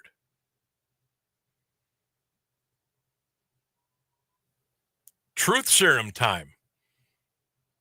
I hope they learned what it takes to play the next level of ball. You got to tighten up those sneakers a little bit more. Okay? You got to get a little bit more well-rested. You got to take care of yourself. You got to want it. Indiana, Oklahoma City, man, they wanted it. Not to say the Knicks didn't, not to say the Timberwolves didn't, but you know what I'm saying. You look at Indiana, you look at Oklahoma City, there was nothing getting in their way. There was nothing to deny those teams. They were going to be in the finals come heck or high water, and they got there. Cleveland Cavaliers, I want you to do the same thing. I want you to feel the same way. I want you to exert that same kind of energy. And I want you to want it as bad as we all want it for you. And I think if you get to that level, now you can start thinking about what could be. But we'll see. We will see. Coming up on 4:30, bottom of the hour, news and weather coming up. 90 more big minutes to go here on the Sam Bourquin Show. Hang out with us. Check us out on all of our social media platforms, on X, Twitter, on Facebook, on YouTube channel, keyword AM1310WDPN. Give us a like, give us a share, a follow, drop a comment. Let us know you're enjoying what we're doing for you Monday through Friday between 3 and 6 p.m. Back with more. Stay with us on 1310 WDPN. The latest news and the current Alliance area weather forecast are up next on AM 1310 WDPN. Good afternoon. It's 4:30. Iran has launched short and medium-range missiles targeting a U.S. base in Qatar. Iran's move was in retaliation to the U.S. strikes on Iranian nuclear sites. U.S. officials reported no casualties. Qatar said it successfully intercepted the missiles, while Iranian officials say they will not leave any attack on its territory, sovereignty, and national security unanswered. ABC's James Longman says Iran has fewer allies in the region. This time round, though, they have fewer proxies at their disposal. Yes, there are still militias in Iraq that still function broadly in the way that they have been before the Hamas attack on October 7th. But other proxies really have been degraded. If you just look at Syria, which sits between the two countries, of course, Bashar al-Assad, really a key ally of the Iranian regime. European nations worked today to keep alive diplomatic efforts to curb the Israel-Iran war as the two countries traded strikes following the United States' weekend attack on Iran's nuclear program. Calls for Tehran to enter talks with Washington appeared to fall on deaf ears. Tehran reached out to ally Russia for support instead. At a meeting of European Union foreign ministers in Brussels, diplomats expressed concern about the potential for Iranian retaliation to spark a wider war and global economic instability. UK Foreign Secretary David Lammy urged Iran to meet European officials and to open talks with the U.S., but Iran has rejected negotiations with Washington, and a European official said no more talks with Iran are currently planned. ABC News White House correspondent Karen Travers has the latest from the White House on the weekend strikes in Iran. President Trump on Monday continued to insist that Iran's nuclear sites were, quote, totally destroyed by the U.S. strikes on Saturday. A full battle damage assessment is still pending. The president's post on social media contradicting the message from Vice President Vance on Sunday, who did not go that far. We set the Iranian nuclear program back substantially last night. The vice president said that was the goal of the strikes. Karen Travers, ABC News, the White House. A jury has watched nearly 20 minutes of recordings of marathon sex events that prosecutors and defense attorneys have both cited as important to the outcome of the sex trafficking trial of music mogul Sean Diddy Combs. The recordings shown to the jury today by prosecutors roughly doubled the time the jury has spent viewing the explicit footage of two of Combs' former girlfriends sexually involved with male sex workers while Combs filmed the encounters. He has pleaded not guilty to sex trafficking and racketeering conspiracy charges. Prosecutors expected to rest by tomorrow. After a defense presentation, closing arguments are expected to occur Thursday. It's 92 degrees and Alliance at 432. This is WDPN News. I'm Jeff Mears. Now, the Alliance Area Weather Forecast on AM 1310 WDPN. We remain under a heat advisory through Tuesday at 8 p.m. Forecast otherwise calling for sunny skies today with a high near 93. Heat index values as high as 100. Tonight, mostly clear, a low around 73. More sunshine Tuesday, a high of 93. For Wednesday, a chance of showers and thunderstorms in the afternoon. Partly sunny with a high near 89. Chance of rain 60%. That's your WDPN weather forecast. Are you ready to up your mealtime game with a beautiful new dining suite? How about your movie nights on the couch? Is more comfortable seating on your list this year? Maybe you just need a better night's rest. Whatever the case, when we spend time at home with our families, we all want quality, comfort, and names we can trust. That's why Grove's appliances, furniture sets, and even their mattresses make all the difference. With a beautiful showroom full of ideas and over 700 fabric choices for furniture, you'll be sure to find something that will fit beautifully into your home. On a budget, Grove has a scratch and dent room filled with appliances with minor aesthetic blemishes that can help you replace that fridge on the fritz for a fraction of the cost. Come and see why Grove is better than big box stores. Explore your options and get to know Grove's amazing staff and stellar service team to help with all of your needs. Come see us at Grove, where it always feels like home. This place has a pulse. You hear it in the canopy, feel it in the ground. Life, fully illuminated, engulfs you. From the birds singing in the treetops above to the tiniest insects in the soil below, you take a deep, cleansing breath, filling your lungs with the essence of the forest. Now, imagine it's all gone. Healthy, life-giving forests reduced to nothing. No singing birds, no lush canopy, and water and food in short supply around the world. Time is running out to protect our forests, and without our love, they can and will disappear. It's our choice. Love it or lose it. Help protect our forests. Visit World Wildlife Fund at wwf.org/love. You're listening to the Sam Bourquin Show on AM 1310 WDPN. Hey, welcome back. Hope you are staying cool today. 1310 WDPN, the Sam Bourquin Show, also streaming live at AM1310WDPN.com. Don't forget, social media, big part of what we do here. Make sure you like and share and follow AM1310 WDPN on Twitter, on Facebook, on X. Well, Sam, X and Twitter are the same thing. I know. But I call them different things because I can. Also, you can check us out on the Q92 Radio Page on YouTube. You can give us a like and a follow and drop a comment there each and every day. Poll question of the day. Oh, fitting on a day like today. What's the best way for you to beat the heat? Hit the pool, stay at home and crank up the AC, go to the movie theater, check out the mall, or maybe get under the umbrella on the patio and have a nice big cooler out there. What's your best way, your favorite way to beat the heat? 821-1310, 821-1310. Rangeberg and I were just having a little quick discussion about what the UV index is today. It has got to be like in the danger zone. Like the old rule of thumb used to be between 10 and 2 was like the most dangerous time to be outside. I'm going to tell you what, forget that. I think like 10 until like 6 is like dangerous to be outside on a day like today. Those UV rays aren't going away after 2 o'clock. It's hot outside. Oh, man. It is brutal outside. Yeah, that sunlight feels like a oven element beating down on your skin when you step out there. I just went out in the lobby and I was just kind of leaning up against the doors to come into the building, and they were like hot. And it's a scorcher out there. So if you are, be careful.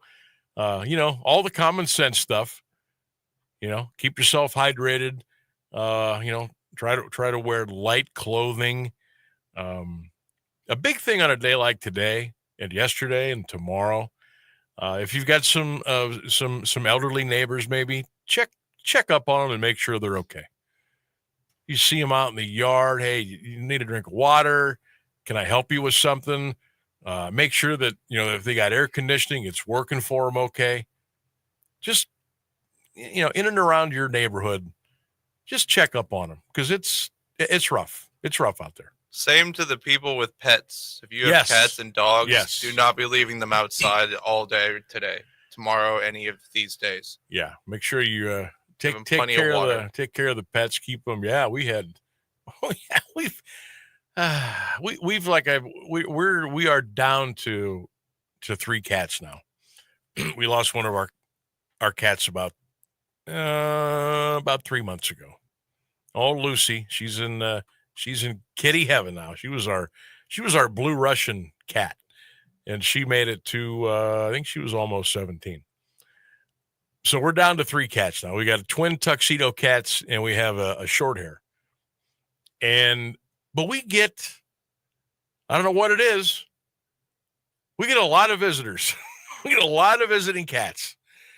And you know why? Because they know they're going to get fed. And they know they're going to get water. So they pop over. There's this one gray cat. There's another maybe like a Siamese cat, sort of. They just come over like once or twice a day. It's clockwork. You look out and there they are. So whoever's home at the time gives them a little bowl of food out on the back patio, a little dish of water, and they scarf it down and they give a little polite nod, and they're on their way. All right, we'll see you in about 10 hours, and they're back again. They just love coming over. We got the birds eating out of the bird feeders. Just said my wife and son, they went and they were out and about yesterday. I was Mr. Lazy. I was home on the recliner on the back patio for like 8 hours yesterday. So they were out. They were looking at Lowe's and Menards and Petiti's garden, and they were all over the place. They came back with a fountain, some flowers, and some other stuff for the yard. But it's amazing that the cats that just come by, they fill up, and they leave. Now come back the next day, same thing, leave. Now I know what's going to happen. One of these days, my wife's going to say, I think we'll just keep you. We'll just adopt you, and you can stay here all the time, which has happened before. And I wouldn't be surprised if it happened again. But so, yeah, it's always a day full of visits from the critters in our house. I think that's just how it works with cats. Yeah. They just they pick you. You don't really pick them. Exactly. And once they become comfortable and they know there's going to be a little jackpot at the end of the rainbow, so to speak, they're there. They're there. And they're spreading the word, man. If animals could talk to each other, I'm sure they do, but they will figure it out. I just had a person on Facebook, Stacy Martin, sent me a picture of, it looks like his dog on it's like a raft, and the dog is just like laying on the raft out in the water in the pool. Good day to be a dog, I guess. Good day to be on that raft, I can tell you that. Best way to beat the heat, Scott says, staying cool in the shade, my friend. Love the show. Keep it up. He says, keep applying the sunscreen. Yeah, if you're out today, reapply that sunscreen. Greg Westfall says, no doubt about it. Hitting the swimming pool today. Tracy says, in the house, air conditioning cranked. Timothy Brown. Tim, hope you're doing well. He says, Sam, how about this? I got to play a doubleheader of softball later on today. Crying emoji. Walter says, I like to do both. Hit the pool and then go in the AC inside the house when I'm done. George says, stay in the AC at home. Mary Kay, at home. Crank up the AC. Let's see. Ryan says, Sam, you love the show. What are you going to talk about for the next 6 weeks? Ha ha. Hey, we'll figure it out. We were just talking about that, Ryan and I. That, once the NBA Finals is over, and look, the College World Series finished yesterday. The Finals finished yesterday. The NFL is on a complete break right now. NBA season is done. So you've got MLB. That's all you've got right now. Hockey's done. Everything's done. You got MLB. You got minor league baseball. That's it. But this is where you earn your check. Keeping it live, keeping it local, keeping it interesting, and that's what we're going to do here on the program. But appreciate the shout out, and thank you for listening. Gary says, let's see. Gary says, yeah, heat index is going to be well over 100 tomorrow. Please make sure to check on anybody in and around your neighborhood that might need some help. Absolutely. That's what we're kind of spreading the word there today. But it's hot, it's humid, it's sunny. What's the best way for you to beat the heat? A, hit the pool. B, stay in home and crank up the AC. C, hit the movie theater. Maybe check out the mall. Cool off that way. Or D, get under your umbrella on your patio and go out there with a full cooler. And that's how you can stay cool. All right. As we mentioned, the NBA season is now over. Thunder, your champions.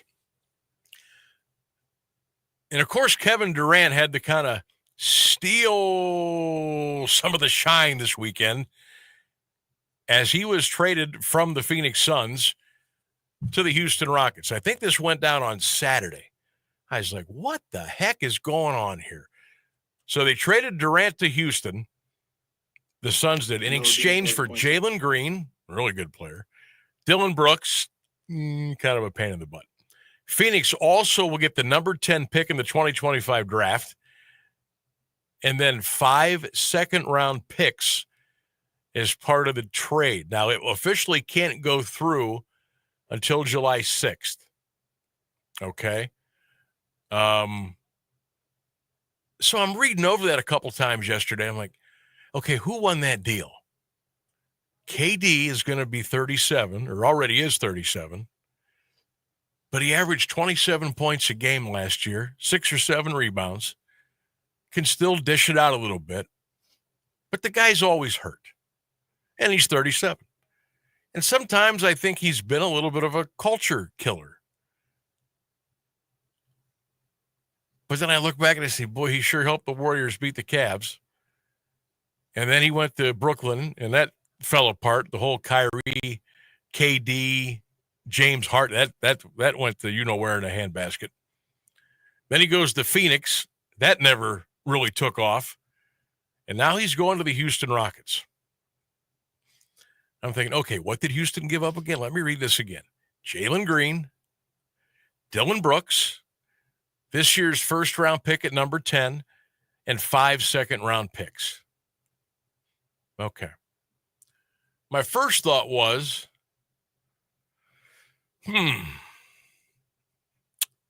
I think Phoenix won that trade. And I'm looking at it, and I'm going, okay, I'm Kevin Durant. I'm getting rid of Kevin Durant. I'm getting Dylan Brooks, who can – he's an agitator. He's talented, but he's an agitator. And I'm thinking, ooh, Jalen Green, man, he's one of the up-and-comers. and I get the 10th pick in the draft this year.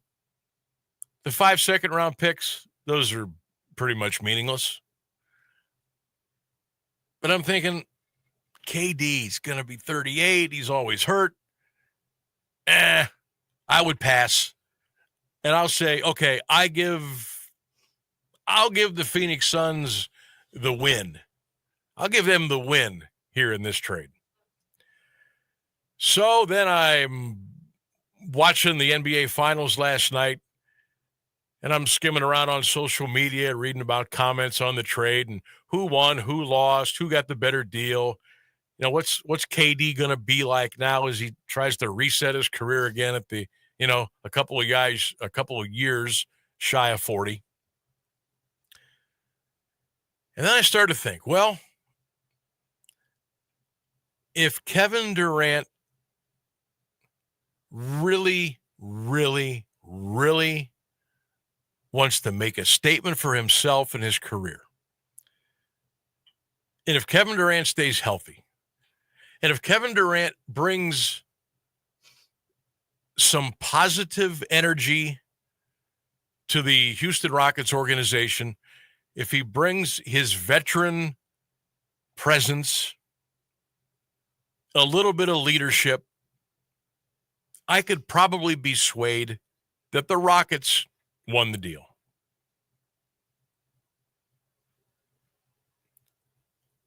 I just don't know at the age of 37, going on 38, how much Kevin Durant's got that A-plus game in the tank. Apparently, we're hearing he really wants to be in Houston. Well, haven't we heard that before? He really wanted to be in Golden State. He really wanted to be in Brooklyn. Oh, he was very happy to be in Phoenix.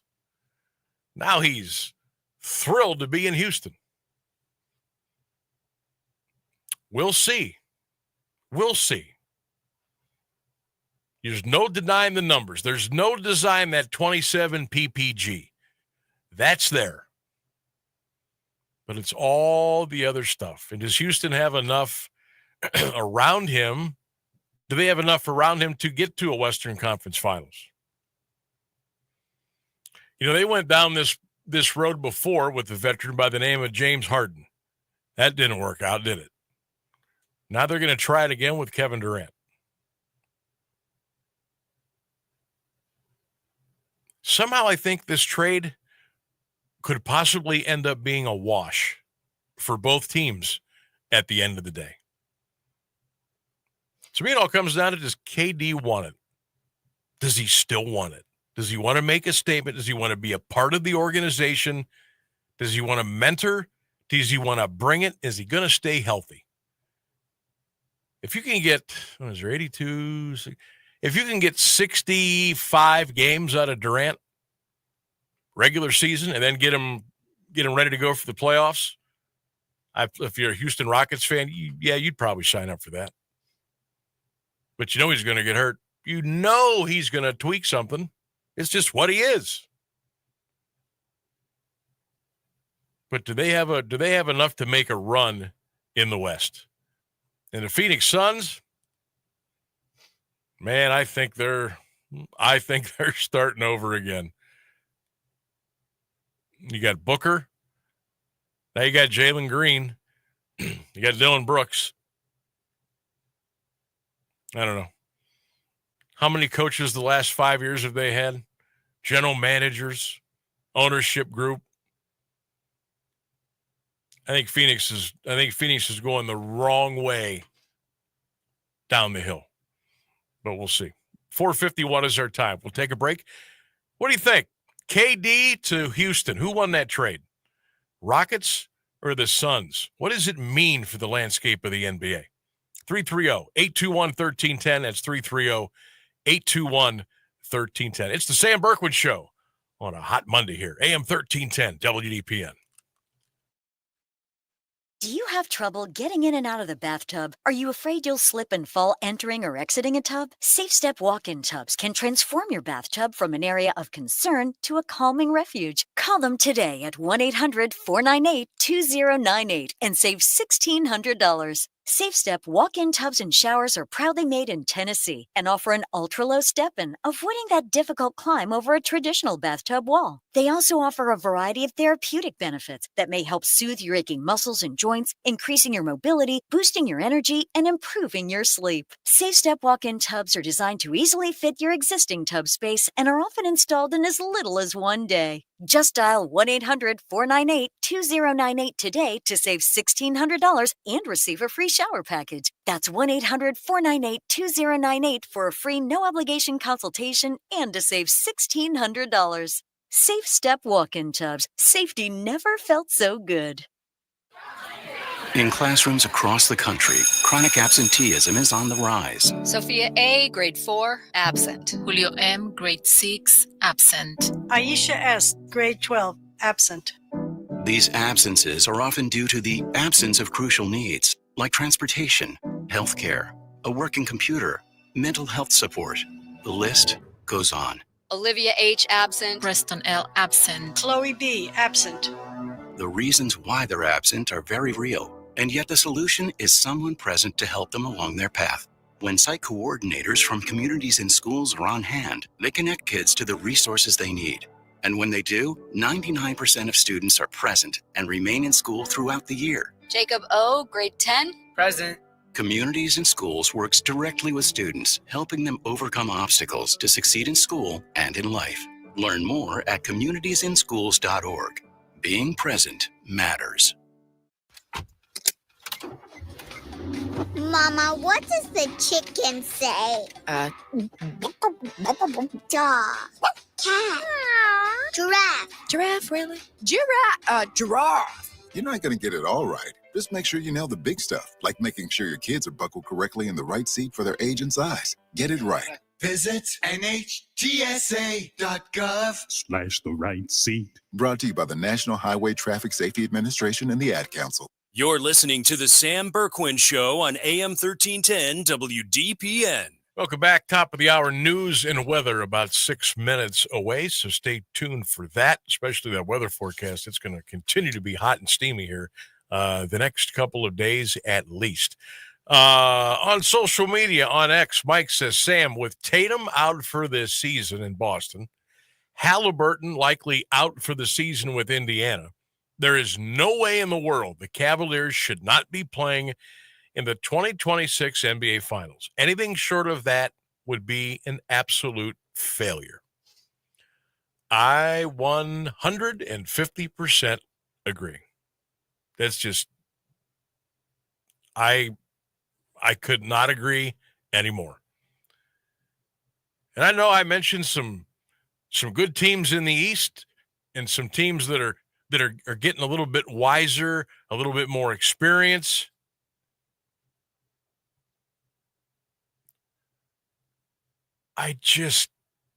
If the Cavaliers bring it back and they find that, look, I can't go up there and teach them how to man up.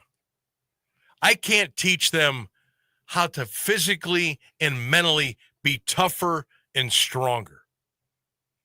I can't teach them to have this attitude adjustment that is going to take them all the way. I can't do that for them. They have to do it themselves. Either they've got it in them or they don't. Kenny Atkinson and the staff can only do so much.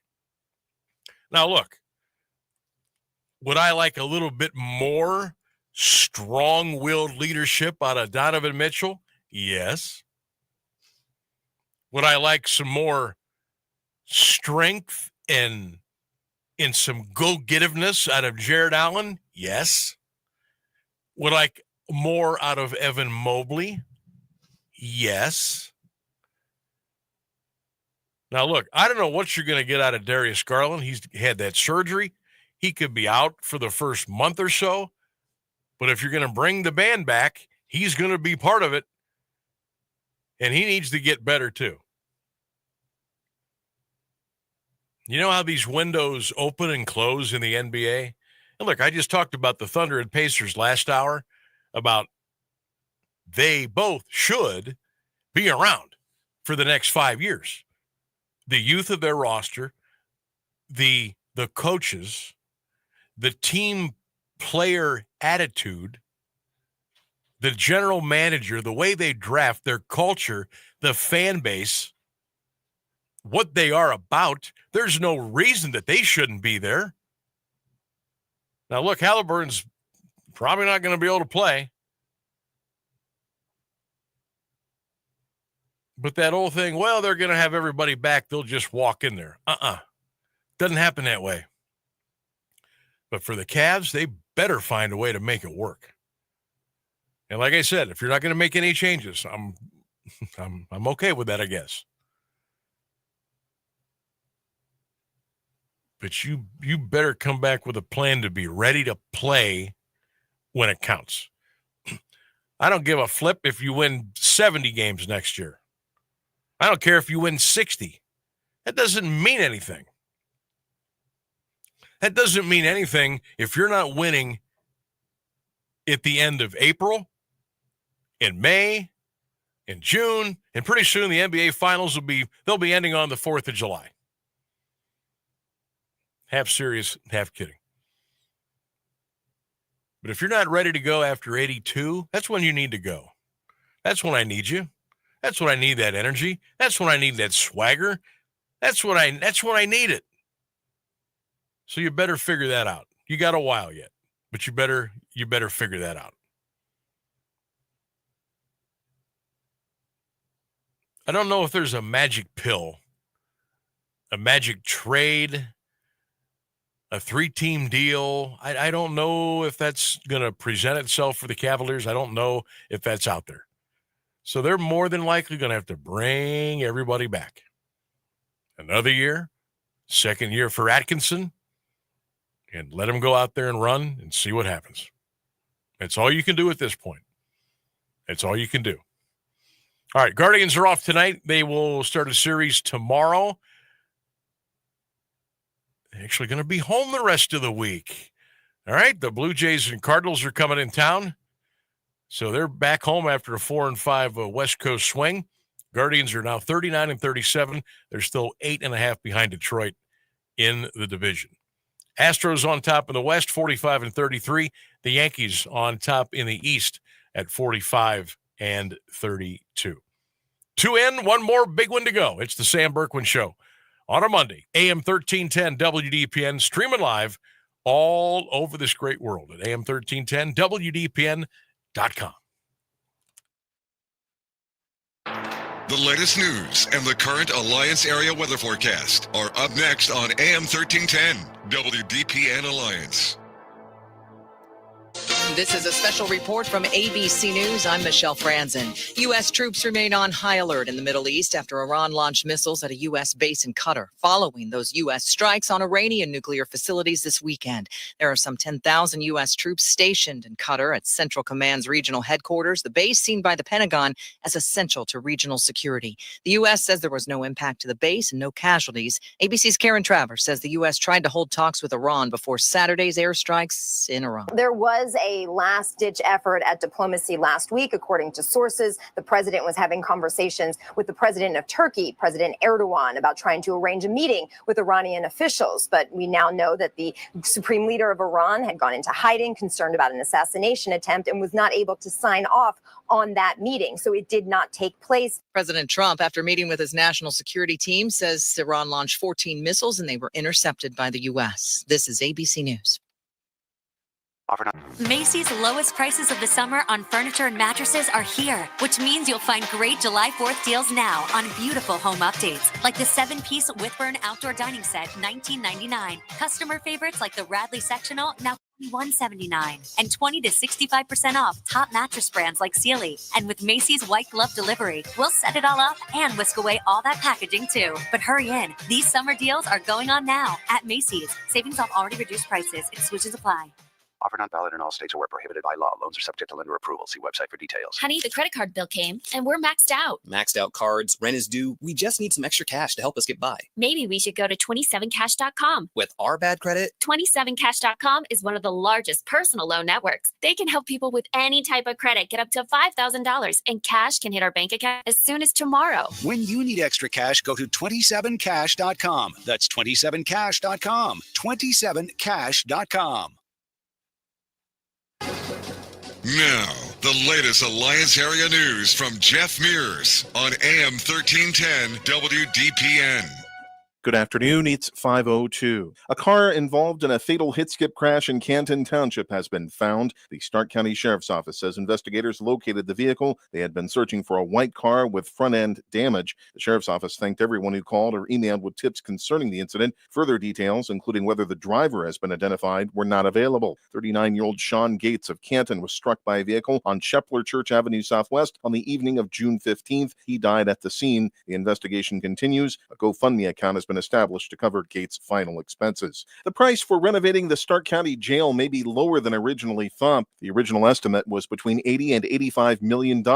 Granger Welty, which is the construction manager for the project, presented commissioners Wednesday with bids from subcontractors totaling $75 million. The repository reports commissioners will deliberate on the budget and size of the project. They are expected to vote on it July 16th. The project includes a pod-style housing unit with a central command facility. Work is scheduled to begin next month. Completion is slated for late 2027. A crash damaged the statue of President William McKinley in downtown Canton. The repository reports the statue's base suffered about $7,300 worth of damage when it was hit by a runaway recreational vehicle June 3rd. The city will negotiate with the parties involved to cover costs. The camper reportedly broke free from a truck while being towed at the corner of Market Avenue North and Tuscarawas Street West. It went over the curb, took out a Lincoln highway marker, bounced off the courthouse steps, and hit the statue. The highway marker will have to be replaced. Kuhn Restoration, which installed the pedestal, made repairs to the base. Mosquito spraying has been extended in the city of Canton. Work was unable to be completed last week due to rainy conditions. The area to be treated is bounded by Tuscarawas Street on the north, Market Avenue on the west, and the city limits on the south and east. Residents with respiratory ailments should take necessary precautions, and beekeepers should protect their hives. Residents are reminded to remove items from yards such as buckets, cans, and old tires that can collect and hold water. Work will be done Wednesday night from 9 until midnight. A man pleaded guilty to charges resulting from his arrest during an undercover sex sting in Salem. 27-year-old Devin Eckert of Adena entered the pleas today in Columbiana County Municipal Court to charges of engaging in prostitution and possessing criminal tools. He was sentenced to 180 days in jail with 160 days suspended and credit for 3 days served. Eckert also was sentenced to 2 years probation. The Mahoning Valley Human Trafficking Task Force says he responded to an online ad for sex and was arrested Friday after showing up at a prearranged location. Eckert had a felony warrant out of West Virginia. Salineville police are searching for a suspect in a recent assault. Officers responded to the area of West Main and Washington Streets Wednesday night. They found a male with unspecified but non-life-threatening injuries. He was treated at the scene and taken to a hospital for evaluation. Details of the incident and the victim's condition were not available. Joa Leffler was identified as the suspect. He is considered armed and dangerous. Leffler was released from prison in August after serving 2 years for aggravated burglary and domestic violence. Anyone with information on Leffler's whereabouts is asked to call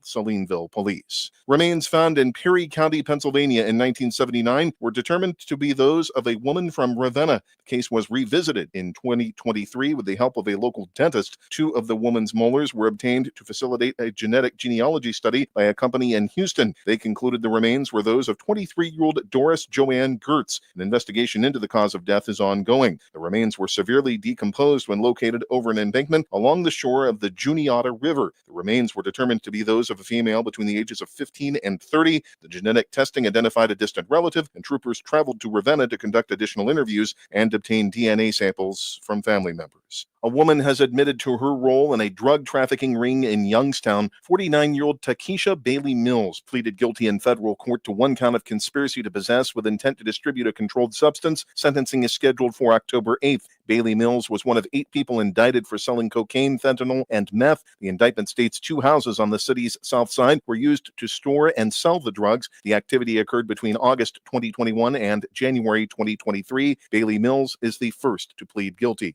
The state fire marshal's office is investigating a fatal blaze in Poland Township. A woman was killed in the blaze Sunday night at the home in the 6900 block of Newcastle Road. One of her children alerted authorities around 11:30. No other injuries were reported. The victim's identity has not been released. WKBN TV reports water had to be brought to the scene due to the lack of a local source. Bezetta Township zoning inspector Pete Pizzullo is dead after drowning in a lake in New York. The Chautauqua County Sheriff's Office says deputies responded to a 911 call about a submerged swimmer at Chautauqua Lake Saturday. The Sheriff's Marine Division and the county's water emergency team responded. They were unable to find anyone due to darkness. The search for Pizzullo resumed Sunday. Investigators found his body with the use of side-scan sonar from the New York State Police's underwater recovery team. Pizzullo, a retired Trumbull County Sheriff's deputy, was the zoning inspector for about 8 years. A Warren man charged with 3 counts of enticing children under 14 years old and OVI is scheduled to return to court July 8th. 54-year-old Victor Godfrey was arraigned today in Warren Municipal Court. He pleaded not guilty. Godfrey is accused of asking 3 girls on Idlewild Street Northeast if they wanted a ride and some candy Friday night. They ran home and told their mother. Responding officers found Godfrey leaving a convenience store. They arrested him after determining he was too intoxicated to drive. Godfrey allegedly had followed the girls earlier that day. He's being held in the Trumbull County Jail on a $200,000 bond.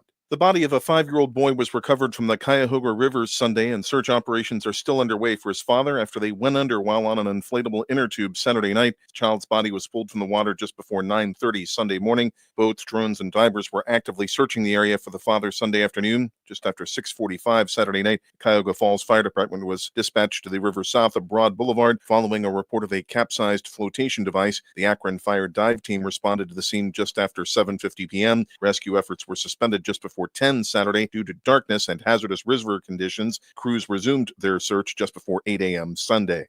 A potential rematch for Ohio's contested 9th congressional district could be in the works for 2026. That's after Republican Derek Marin announced today that he will try again to defeat Democrat Marcy Kaptur, the longest-serving woman in Congress. The 39-year-old Marin announced his latest campaign on X. He is a former state representative who won a chaotic Republican primary in 2024 with the help of a Donald Trump endorsement before losing to the 79-year-old Kaptur by fewer than 2,400 votes. 2 other Republicans are also running next year. Taking a look at Wall Street, the Dow Jones Industrial Average closed today at 42,508, up 302 points. The Nasdaq Composite rose 184 points, ending at 19,630. And the S&P 500 closed at 6,014, up 47 points. It's 92 degrees in Alliance at 5:09. This is the local edition of WDPN News. I'm Jeff Mears. Here's the latest forecast on AM 1310 WDPN. Our heat advisory continues through Tuesday at 8 p.m. Forecast today calling for sunny skies, a high near 93 with heat index values as high as 100. Tonight, mostly clear, a low 73. More sunshine Tuesday, a high near 93. Wednesday, a chance of showers and thunderstorms in the afternoon. Partly sunny otherwise with a high near 89. That's your WDPN weather. Live from the AM 1310 WDPN studio, it's time for live and local sports talk. It's the Sam Bourquin Show. I'm ready. Give the show a call at 330-821-1310. Good call, meatball. Watch the Sam Bourquin Show on the AM 1310 Facebook page, the Q92 YouTube page, and on X. This is the Sam Bourquin Show on AM 1310 WDPN.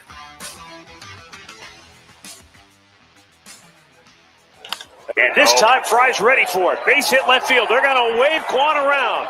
Soderstrom's throw is in time, but he beats the tag to the plate. The throw took McIver a little bit behind home plate. It beat Quan, but he could not recover in time to get a tag on him. Shot clock is off. They'll run it out.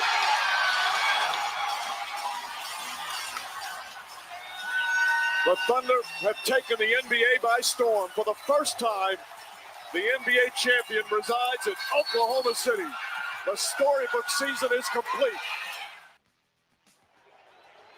For the first time in 25 years, the same player won the regular season MVP the scoring title, and now he's your finals MVP, Shai Gilgeous-Alexander.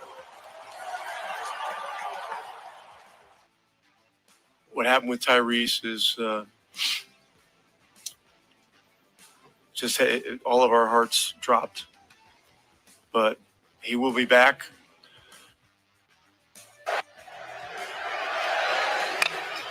This could be 2 and the game. Dickinson, Milam, and that's it.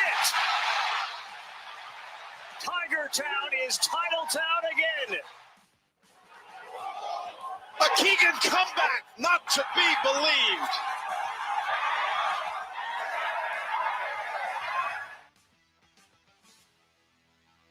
And welcome back into the Sam Bourquin Show. It is hour 3 right here on Big 1310 WDPN. Streaming live at AM1310WDPN.com.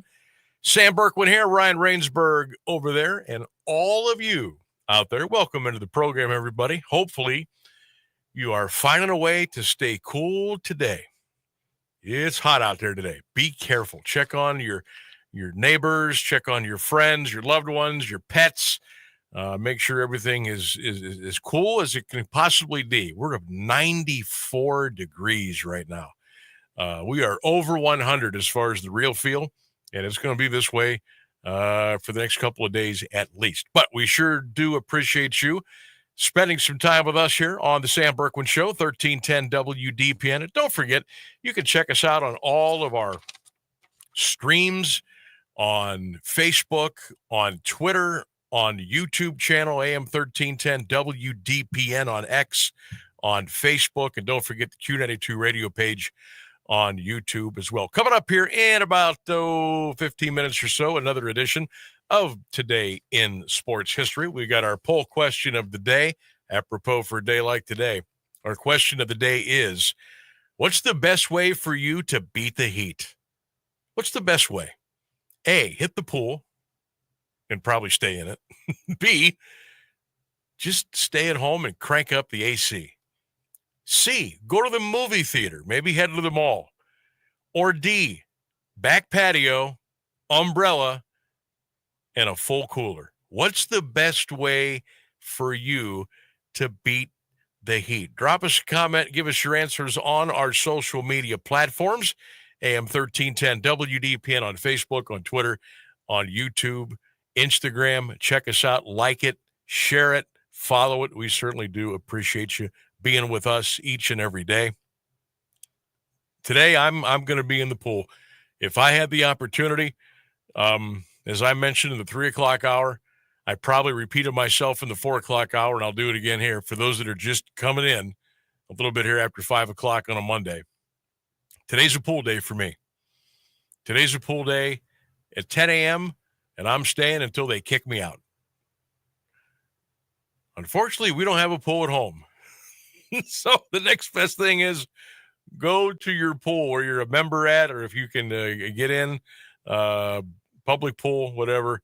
But today is definitely a big pool day. No question about that.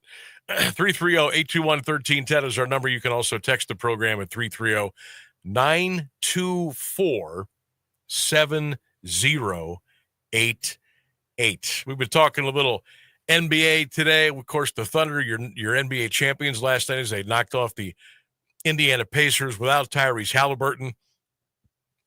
Sometimes those things happen. I felt terrible for Halliburton. I felt terrible for Indiana. I felt terrible for the fans. And it happened. And he's likely going to be lost for next year, too. That's the part that really stinks. But a good series, though. Rainsberg, didn't you think? 7 games, a couple of small market teams jabbing each other, punch, counter punch. I thought it was pretty good stuff. Yeah, I'm very happy that I was pretty correct about most of my little predictions that I made, having zero knowledge to base them on. So it was mostly luck, but I'm going to bask in my luckness. Beginner's luck. Yeah, hey, look, I feel like the points I made were valid points, and I had legitimate reasons to back them up. So I did enough research to make a educated guess. Educated guess. Hey, yeah. At the end of the day, that's all it is. It's an educated guess, right? We don't know. We think we know. We assume, but we don't know. So yeah, I think you come out smelling pretty good there. So the Thunder, your NBA champs, and we'll get ready for next year. Way, way too early to be talking about next year, but the Thunder are the odds-on favorite to win the NBA championship next year, according to the Vegas sports books. Guess who's number 2? Your Cleveland Cavaliers. That's right. We are the second favorite, odds-on, to win the NBA championship next year. So that's good, because Vegas usually knows these things. So that's a good sign. Kevin Durant traded over the weekend from the Phoenix Suns to the Houston Rockets. We touched on that in pretty good detail last hour. If you haven't heard about the trade or you don't know the particulars of the trade, Durant goes to Houston in exchange for Jalen Green, Dillon Brooks. The Suns also get the number 10 pick in the 2025 draft and 5 second-round draft picks as part of the deal. Who wins that trade? Houston or Phoenix? I think it could end up being a wash. I do. You know what? And maybe it's because I'm a Cavs guy. I don't know. I'm just not a real big KD fan. I'm not. I know he's a great player. I know he's going to go into the Hall of Fame someday. I know he's 37, and he averaged just about 27 points a game last year. I'm just not a big KD fan. Not. And I'm not sure he brings that grit that you need to win a title. Now, he'll bring scoring. He'll bring athleticism. He'll draw double teams. I don't know. I think that trade could turn out to be a nothing trade. I could see the Houston Rockets coming out on fire. KD. I could see him coming out, having a great regular season. Maybe sprint their way to a top 4 seed. Maybe win the first round and then peter out. I can see it. I can see it plain as day. And I can also see the Phoenix Suns really struggling and trying to figure out where they belong in the NBA landscape of things. That organization's a mess. Ownership, general managers, trades, guys coming and going. They're a mess. They really are. That's a shame, too. Because, since the Phoenix Suns came into the league, and I believe they came in, this is a total shot in the dark. I think they came in, was it around 70? Or maybe a little before? I know they went to the finals against the Celtics back in the 70s. They had that crazy triple overtime game against Phoenix at Boston Garden. The Suns did, and they ended up losing. And I know the Suns made it to the NBA Finals against Michael Jordan and the Chicago Bulls. And they had greats. They had greats like Paul Westphal. They had greats like Tom Chambers. They had Kevin Johnson, former Cavalier. Paul Westphal did a nice job coaching that team. They had Cotton Fitzsimmons. Did a pretty nice job there. But they just never could seem to get out of their way. And that's where they're at now. So that whole trade between Phoenix and Houston and KD, that could end up being a nothing burger. When the dust settles. We'll see. I've been wrong before, but I feel pretty strong about that one. The Cleveland Guardians off today. Well-deserved day off. 9 days on the West Coast, 3 cities, 9 games. Back on the plane yesterday, back home, They'll start a series this week. They're going to be home all week. Cardinals and the Blue Jays will be in town. 39-37, 8.5 out in the division. We've said it numerous times on this program. I believe that forget about the division. That's not happening. You're playing for a wild card. Now, let me get out my handy-dandy paperwork right now. We are in as a wild card right now. Okay? Division leaders are the Yankees, Tigers, and Astros. They're in. Your wild card leaders right now, Tampa Bay, Toronto, and Cleveland. You're in as of today. You're 3 out of the first wild card spot, but you're in as a wild card as of today. But you're really tied with Seattle and Boston too. So it's convoluted, but you got a shot.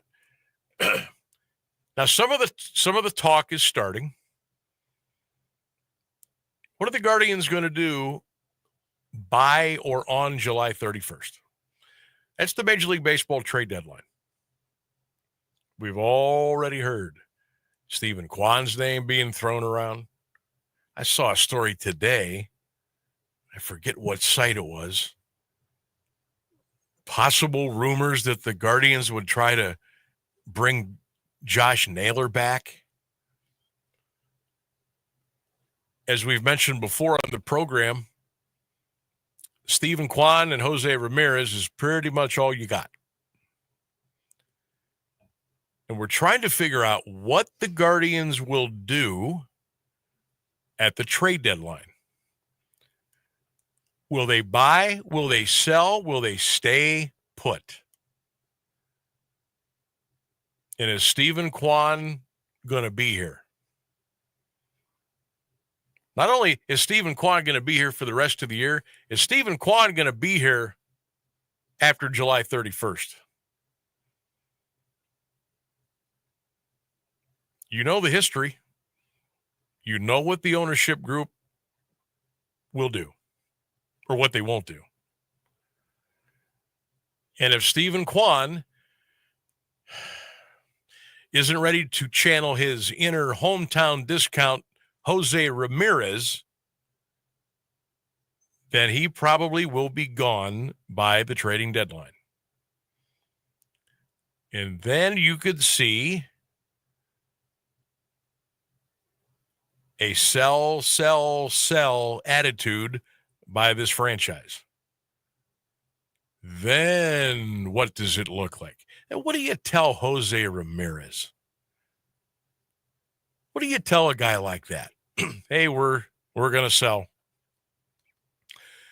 We know we went to we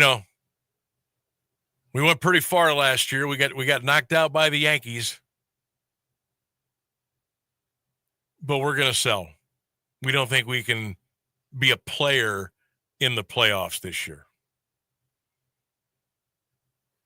What do you tell Jose Ramirez, a guy that gives everything he has every single day, took the hometown discount, tried to free up some more money for you to get better, get some talent, get a right fielder that can hit home runs, a first baseman that can drive in runs. What do you tell Jose Ramirez? Thanks, Jose. Sorry, but we're not feeling it. What do you tell your fan base again? Sorry. We're going to bring up some young kids, get a look at them at the end of the year, and we'll try it again next year. I think that's kind of where we're heading here. Unless they go on some kind of a crazy win streak. And by crazy, I'm talking 9 out of 10, 15 out of 17.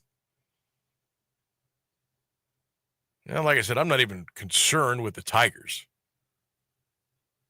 They would have to go down the wrong way too for a little bit, maybe a couple of times. But unless Cleveland just goes crazy. That magic returns, and all of a sudden they go from 39-37 to, 55-42. You're probably going to look at a selling market, and you're probably going to say goodbye to Stephen Kwan. And boy, that will anger the fan base even more. Blue Jays Cardinals coming in this week. Two teams coming in that you maybe split. Maybe you win one series and lose the other. I just got a bad feeling about what's going to happen. I got a bad feeling about where Stephen Kwan's going to be. I'm not saying I know what team he's going to. I just don't think he's going to be here. I just don't see it. All right, it's 27 minutes after the hour. What do you say, Rainsburg? Let's go. Let's dive right in. Let's dive right in to our daily feature here on the program on this day in sports history. And folks, I'm going to give you a little bit of a fair warning. Today, on this day in sports history, was a very slow day. Just giving you a heads up. On this day in 1904, the first American motorboat race, took place in the Hudson River in New York back in 1904. On this day in 1917, Ernie Shore of the Boston Red Sox replaced Babe Ruth and retired all 26 batters he faced. Ruth had been ejected from the game. On this day in 1922, Johnny Weissmuller broke his own world records in the 300, 400, 440, and 500 meters in a swim meet in Honolulu, Hawaii. On this day in 1972, U.S. President Richard Nixon signed the Higher Education Act. Title IX of this congressional act barred sex bias in athletics and other activities at colleges receiving federal assistance. On this day in 1991, a Mazda became the first Japanese car to win the Le Mans 24-hour race. And on this day in 1996, Michael Johnson broke the world record for the men's 200-meter race, and he did it in 19.66 seconds.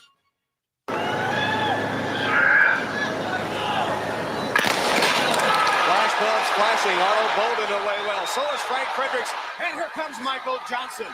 They're approaching the top of the straightaway. Michael Johnson reaching deep. He has the lead, but Fredericks is still there, and so is Otto Bolden. But Michael Johnson has dead aim on the finish. Michael Johnson running for the road into Olympic history. A new world record. He set a world record. He destroys his old record. 19.66 seconds in the 200-meter race. NBC and Tom Hammond on the call. News and weather coming up here at the bottom of the hour. 30 more big minutes to go on the Sam Bourquin Show. 1310 WDPN. Here's the latest news on AM 1310 WDPN.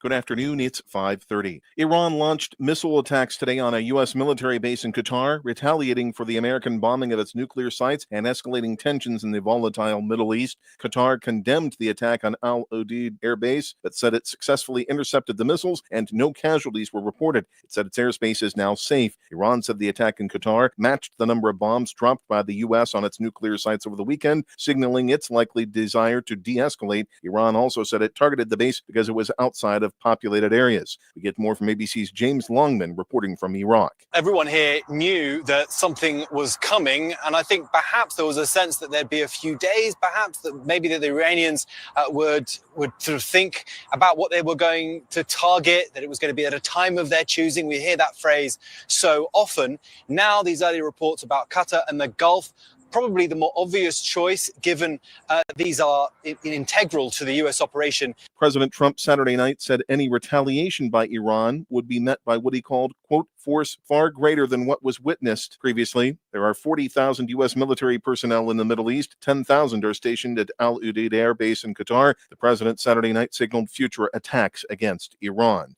In his first broadcast interview since being released from 104 days of ICE detention, Columbia graduate student and pro-Palestinian activist Mahmoud Khalil has spoken with ABC News. The Trump administration has argued that he is pro-Hamas and created an environment of harassment toward Jewish college students. Khalil tells ABC's Lindsay Davis the government is not truthful about him. They try to portray me as a violent person.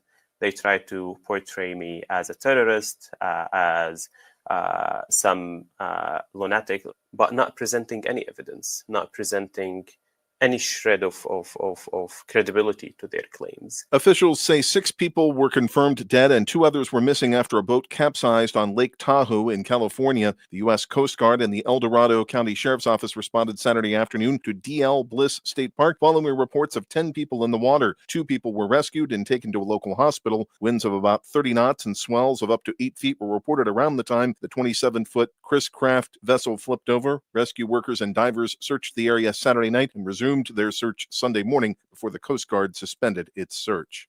It's 92 degrees in Alliance at 5:32. This is WDPN News. I'm Jeff Mears. Here's the Alliance Area Weather Forecast on AM 1310 WDPN.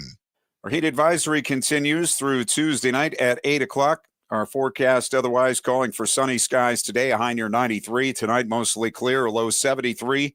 Tuesday, sunshine, a high of 93.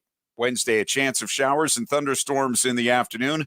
Otherwise, partly sunny, a high near 89. Chance of rain is 60%. That's your WDPN forecast. Do you have trouble getting in and out of the bathtub? Are you afraid you'll slip and fall entering or exiting a tub? Safe Step walk-in tubs can transform your bathtub from an area of concern to a calming refuge. Call them today at 1-800-498-2098 and save $1,600. Safe Step walk-in tubs and showers are proudly made in Tennessee and offer an ultra-low step-in, avoiding that difficult climb over a traditional bathtub wall. They also offer a variety of therapeutic benefits that may help soothe your aching muscles and joints, increasing your mobility, boosting your energy, and improving your sleep. Safe Step walk-in tubs are designed to easily fit your existing tub space and are often installed in as little as 1 day. Just dial 1-800-498-2098 today to save $1,600 and receive a free shower package. That's 1-800-498-2098 for a free no-obligation consultation and to save $1,600. Safe Step walk-in tubs. Safety never felt so good. You're listening to the Sam Bourquin Show on AM 1310 WDPN. Welcome back, everybody. Phone lines are open. If you want to pop in today, 330-821-1310, 821-1310. Don't forget, check us out on all of your favorite social media platforms, AM 1310 WDPN on Twitter, on Facebook, Q92 Radio Page on YouTube. Check us out. Drop us a little comment, a little hello, hey, what's up? And join in and follow along. We'll be with you Monday through Friday, the Sam Bourquin Show, AM 1310 WDPN. We certainly appreciate everybody jumping on in. Go ahead. Speaking of dropping in and saying hello, besides me, Buck hopped in to say only lazy people complain about the heat. He said he'd rather be hot, sweating all day than freezing inside. Oh, Buck. Yeah, there might be some truth to that. I don't know. I think there is a line you cross where that no longer becomes true. And days like today, we've crossed that line where the heat is actually kind of dangerous. Yeah, especially for older people. It's hot. I mean, you definitely want to be careful. You want to stay hydrated. What is it? Wear light clothing. Stay hydrated. If you're in the sun, make sure you got a little cap on or you got some sunscreen. If you're in the house, make sure you got the AC running at a good level for you. Make sure you're being, you're hydrating yourself a little bit. And no, it doesn't mean go out and pound 1040s of your favorite. Be smart, okay? Be smart. Keep yourself hydrated, and you'll be fine. Yes. It's all common sense. Just to be clear, beer does not hydrate you. Well, yeah. Try telling that to some people. They just, Get me a 40 of Bush. And I'm going, no, I mean, that's not going to do it. Unless you're drinking Natty Ice, that's basically water. So that might actually hydrate you a little bit. Natty Ice. Is that one of the worst beers ever? It might be. Is it worse than like red, white, and blue? It might be the most laughed at, if anything. That's the butt of everybody's bad beer joke. Natty Ice. What about Milwaukee's Best? That's bad, isn't it? Not familiar. Oh, you're not. Oh, my. No. You're a youngster. That's right. Yeah, I don't drink a lot of cheap beer. Oh, you drink the expensive stuff. I don't really drink I just don't really drink a lot of beer. Hey, you're in radio. How much are you spending on beer over there? If I'm gonna drink anything, it'll just be whiskey. Oh, geez, I'm a Jack Daniels guy. Okay, you're not messing around there. No, I like Jack Daniels. It's tasty. And is it really? Yeah. Or does it just get you where you want to go? Be honest. I think Jack Daniels is the better. Silence told everything. I think Jack Daniels is better than cognac. I don't know. Do people really drink whiskey because that tastes so good? No, I think it's because it burns so good. Jack Daniels has that you're bite. Just trying to get drunk. You don't care what it tastes I'm like. mixing it with Coke and Coca-Cola and yeah, nice Jack and Coke, real simple. You put a little bit of grenadine in there, and you kind of get a little bit too sweet. But yeah, I thought grenadine was only good for Long Island iced teas. It's great. No, it's like cherry flavoring. You put it in with your Jack and Coke, and you got a cherry Jack and Coke, kind of pseudo cherry Jack and Coke. Don't not cherry specific. Kind of. Somebody's gonna nitpick me on that because I think grenadine is pomegranate flavoring. Isn't grenadine like Chambord? It's just like a fruit flavored. It's just a mixer. Alcohol. Yeah, it's just a sweet syrup. It doesn't have any alcohol in it. Now, I thought Chambord had alcohol in it. I don't know about Chambord, but grenadine. That stuff's purple, right? Yeah, grenadine's red. Mm-hmm. Yeah. Yeah, it's been a while since I've been behind the bar waiting on customers till 2:30 in the morning. No, I'm not behind. I'm not usually behind the Used bar. to do that. Not anymore. I couldn't handle it nowadays. I couldn't handle. I don't know how bartenders do it. I really don't know how they do it. They just, bartenders are failed therapists. Because you gotta be a therapist to be a bartender. You gotta be a therapist, and you've got to, people want their stuff and they want it now. Like I used to have people snap their fingers at me or beat on the bar. Like, hey. I'm like, can't you see I'm waiting on 50 other people down here? I don't think that's how adults should But you act. can't do that, though. You can't do that because what? The customer's always right. Allegedly. See, that went out the window with me, and that's probably kind of like how I got out of it finally and got away from it. I'm not going to lie. I had fun doing it. I had some fun tending bar at a couple of places. I did. I'm not going to lie. But after a while, it's like, you can only, what's the old quote by Popeye? That's all I can stands. I can't stands no more. That's kind of how, I think that's kind of how you get it. In the service industry, I think a lot of people get that way. Whether you're a server, a bartender, even a hostess, you just get burned out. And I think that's why you see people just go from restaurant to restaurant, bar to bar. It's the same people. It's just they get burned out at one place, they take a break, and they'll pop back up at the next place. Then they get tired there, and then they'll go to the next place. And it's just like it's just a rotation. It's a rotation. You think you're walking in one bar or club or restaurant one night, but you're at another place because the person that used to work at bar A now is at place B. And you're all confused. You're like, what am I doing? Maybe I shouldn't be drinking at all. Well, and it's Wednesday. You get the one bar that has a really popular bartender that's always got the other bars trying to steal it because they want the cool bartender that the cool people go to at the cool bar. Sure. So you got the smaller bars trying to sneak them away. Yeah, poaching them. Yep, poaching them. Poaching them. Yeah. I got this on Facebook. I got sent a big bottle of Bacardi Superior. And it says, this with Coke and a slice of lime. Can't beat it. Oh, okay. Okay. Yeah, Bacardi's good. All right. Yeah. Bacardi's good. I would try that. I love lime too. That person and I probably agree on some things. Yes, probably. I'm kind of like I don't want to sound like, I just don't hardly drink anymore. I just don't. Every once in a while, maybe a celebratory kind of deal, or like if it's like it is today, I'm not running for the alcohol. No, I'm going for water or Gatorade or something like that. But I used to like Grey Goose was one of my Captain Morgan and Grey Goose were my two go-tos, my two favorites. And I bet I haven't touched those things in years. But oh man. Whew. Back in the day, man. Those were good. Those were really, really good. But on a day like today, water and ice. That's it. Maybe a Gatorade, Powerade. I can't do that. What's the one Propel? It's not bad, but I'm not really huge into that either. But just make sure you stay hydrated and all that on a day like today.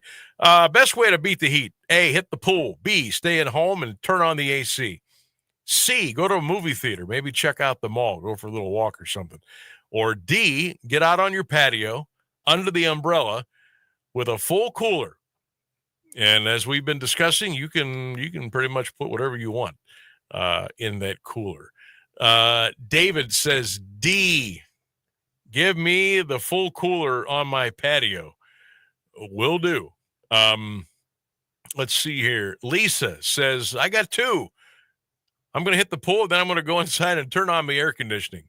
Dina. Hello, Dina Osborne. She says, yep, I'll be on the patio. Full cooler under the umbrella. That's the way I beat the heat. Jackson says, Sammy, love the show. Heat index over 105 tomorrow. Stay cool, brother. Okay, we will try. You know what? It is I don't want to jinx anything. It's very comfortable in the studio today. I don't know what my producer would have to say about that. Oh, that's good. Don't you think it's cool in here today? No, it's okay. Or it's comfortable. I wasn't sure if your face was so red from sunburn or because you were hotter than usual. So it's good to know that you're not over there dying of heat stroke. No, the sunburn, yes, I do have that. But like it's very comfortable in here today. Now there have been days when it's been a little stuffy, but today is really comfortable. Really nice. Hopefully we can keep that up. I think today the AC is just basically blasting constantly because they can't keep up with the humidity. So we're just kind of getting a constant blast instead of intermittent hits of cool air. Yeah, this is not bad at all. All right, it's 5:45. We're going to step out. When we get back, I'm just going to touch on the College World Series yesterday. Not cool the way that thing ended. I know LSU earned it. They got the win. They beat Coastal Carolina 5-3. LSU is your World Series champions for college baseball. But the skipper for Coastal Carolina got thrown out in the very first inning. We'll touch on that when we get back and some other news and notes around the sports world. That's all coming up here after the break on the Sam Bourquin Show, 1310 WDPN, streaming live at AM1310WDPN.com.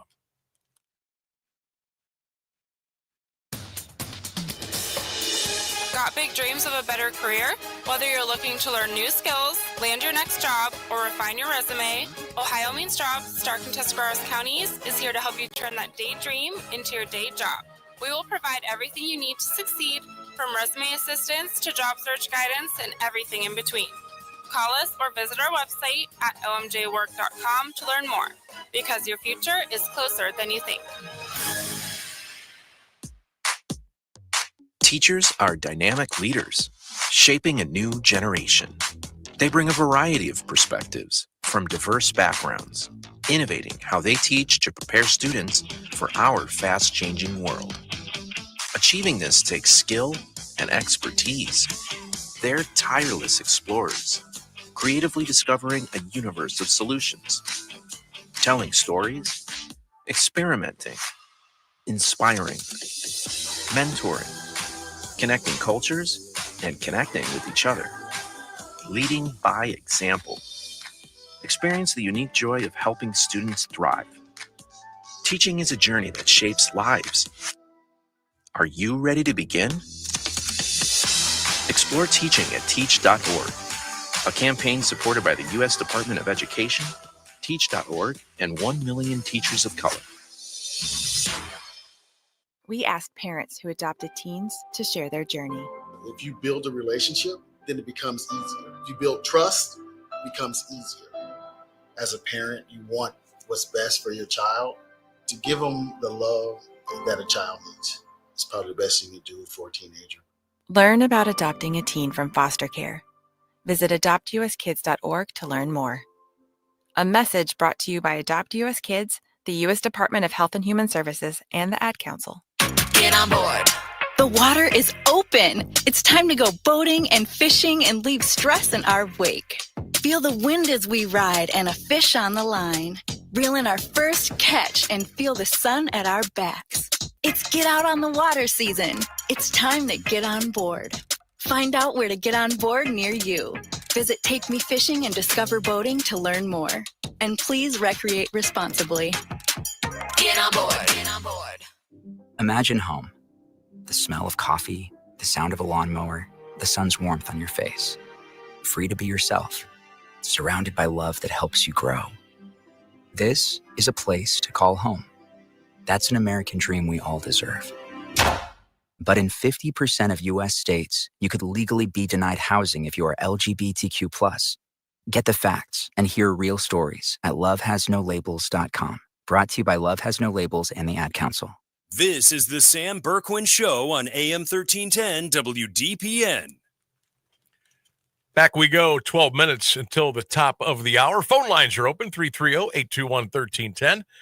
That's 330-821-1310. Don't forget, check AM1310 WDPN out on Facebook. Go to our page, like it, share it. Drop a comment there if you want. You can check us out on Twitter or X, whatever you prefer, at AM1310 WDPN. That's where we're at. Check us out. Stay with us every day, each and every day, all night. We still got your great music. We got great programming, a John Tesh program, the Sam Bourquin Show, of course, with yours truly, Ryan Rainsberg, and a cast of thousands. This is where you want to be. AM 1310 WDPN. Tell your friends and family and colleagues about it. We're here. Come check us out. We'd love to have you. All right, College World Series yesterday. LSU and Coastal Carolina, they made it to the World Series after making it through the regular season, the conference tournament, the regionals, the super regionals, and they made it to Omaha. They made it all the way through, and they started that best-of-3 series on Saturday in Omaha, Nebraska. LSU won the opener 1-0. Folks, I'm telling you right now, and a lot of you may not be familiar with college baseball, and it doesn't carry the same, sachet as the NFL and college football and Major League Baseball and this and that and the other. Coastal Carolina is a damn good baseball team. A really good program. They weren't afraid of LSU. They weren't afraid of the big bad SEC. So they lose the first game 1-0. Yesterday, LSU wins by the score of 5-3. Now, LSU's win, that's their 8th in program history. The SEC has won 5 consecutive College World Series baseball championships. But things got a little crazy yesterday, and they got crazy early. Before either team had scored a run, there was some big-time drama in the bottom of the first inning. So let me walk you back here. There's 2 outs. Coastal coach Kevin Schnall was thrown out of the game with 2 outs in the bottom of the first inning. He was thrown out. He was arguing balls and strikes with the home plate umpire, Angel Campos.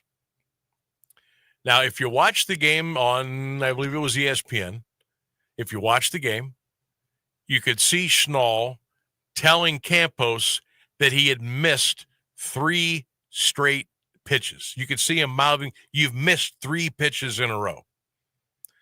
Well, Angel Campos or Angel Campos, whatever, must have been having a bad day. He turned and he threw Schnall out of the game. And then arguing kept going. More umpires entered the fray. And then before you knew it, they had thrown out the Coastal Carolina, their first base coach. So he was gone. So now your first base coach and now your head coach are out of the game. This is a winner go home deal. This is game 2. It's a best of 3. Coastal loses, their season's done. It's in the bottom of the first inning, and they toss the coach, the head coach, and they toss the first base coach. Coastal Carolina fights and scratches and claws. LSU's got a little bit too much. They win it 5-3, and that's their 8th national championship in baseball for LSU. So after the game, Kevin Schnall, head coach of Coastal Carolina, met the media in the interview room after losing the College World Series to LSU. Coach, the 28th pitch of the first inning, were you warned prior to it? And then I know the home plate umpire kind of turned his back and walked away. Were any words shared from him to you afterwards? There's 25,000 people there, and I vaguely hear a warning issued. As the head coach, I was assistant for 24 years, and as an assistant, you're almost treated like a second level citizen, and you can't say a word. Now, as a head coach, I think it is your right to get an explanation of why we got warned. And I'm 48 years old. I shouldn't get shooed by another grown man, right? So when I come out to ask what the warning is, a grown man shooed me. So at that point, I can now hear him say, it was a warning issued for arguing balls and strikes. And at that point, I said, because you missed 3. At that point, ejected. If that warrants an ejection, I'm the first one to stand here like a man and apologize. 2 words that define our program are own it. And what does that mean is you have to own everything that you do. Without blame, without defending yourself, without excuses.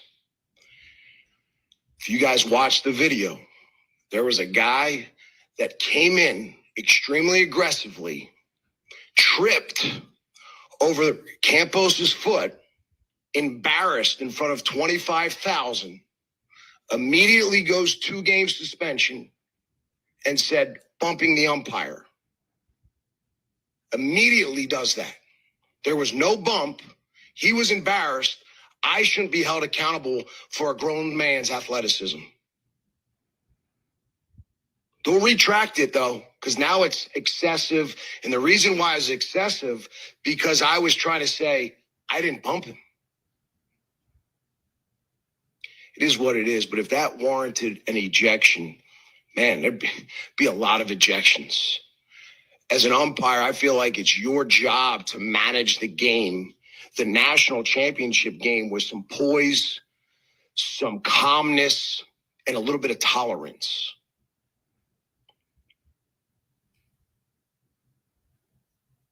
Not happy. Kevin Schnall was not happy. I tell you what, I don't blame him. You know, this Coastal Carolina team, this isn't some second-class college baseball program citizen. They're good. He's a good coach. Guys love playing and fighting for him. And to toss the guy in the bottom of the first inning what do you say? Was it 28 pitches into the game? Yeah. If you're an umpire, you got to have a little restraint there. And if it's case, now I didn't see the game yesterday. I didn't see it live. I didn't see the pitches. But if you blew 3 in a row, balls and strikes, if I'm the manager, I'm going to be hot. If I'm the pitcher, I'm going to be hot. If I'm the catcher, I'm going to be like, bro, what game are we at here? So if he missed a couple of those calls, the umpire's got to sit out there and take his medicine. Look, I've always said, and I got a lot of umpire friends, officials, referees I respect very much, and they all do a pretty good job. Most are at the college level, most at the high school level. But I've always said, look, if you don't want to be argued with and you don't want to get shown up, quit making bad calls. It's as simple as that. And if a guy comes out and argues a little bit in the bottom of the first inning of a championship game at the College World Series, you got to show a little restraint. You got to look at the picture. You got to read the room. You got to sit back, take a breath, let the guy have his say, and say, okay, that's enough. Get back to the dugout. You made your point. I heard your point. Now go back and let's play ball. Can't be tossing guys out like that. Then you threw his first base coach out too in a championship game. Nah, not a fan of that. But that's what happened. Hey, got a shout out to Keegan Bradley on the PGA Tour yesterday. Holy smokes. He got a one-shot win at the Travelers Championship at TPC River Highlands yesterday. Keegan Bradley, you heard Jim Nance with the call of the winning putt on our show open today. He had no business even being in this tournament. But he caught on fire down the back nine. He was tracking down Tommy Fleetwood all day. Finally caught him. Bradley posted a 2 under 68 and won at the very end. And Fleetwood was just devastated. I thought Fleetwood was going to run away. He shot a 7 under on Saturday. But, man, he went into Sunday hanging there. Bradley had a 64-foot putt on the 9th, got a birdie, and he stayed hot, and he won the tournament. Congratulations to Keegan Bradley for winning the Travelers yesterday. All right, you hear Phil in the background. It's just about time to say goodbye. Thanks to our producer extraordinaire, Ryan Rainsberg. Thanks to all of you for listening and calling and texting and emailing and commenting today. We sure appreciate it. Big show coming up tomorrow. It's still going to be very hot and very humid. Please stay hydrated. Check on your neighbors. Check on your pets. And just make sure everything is A-OK.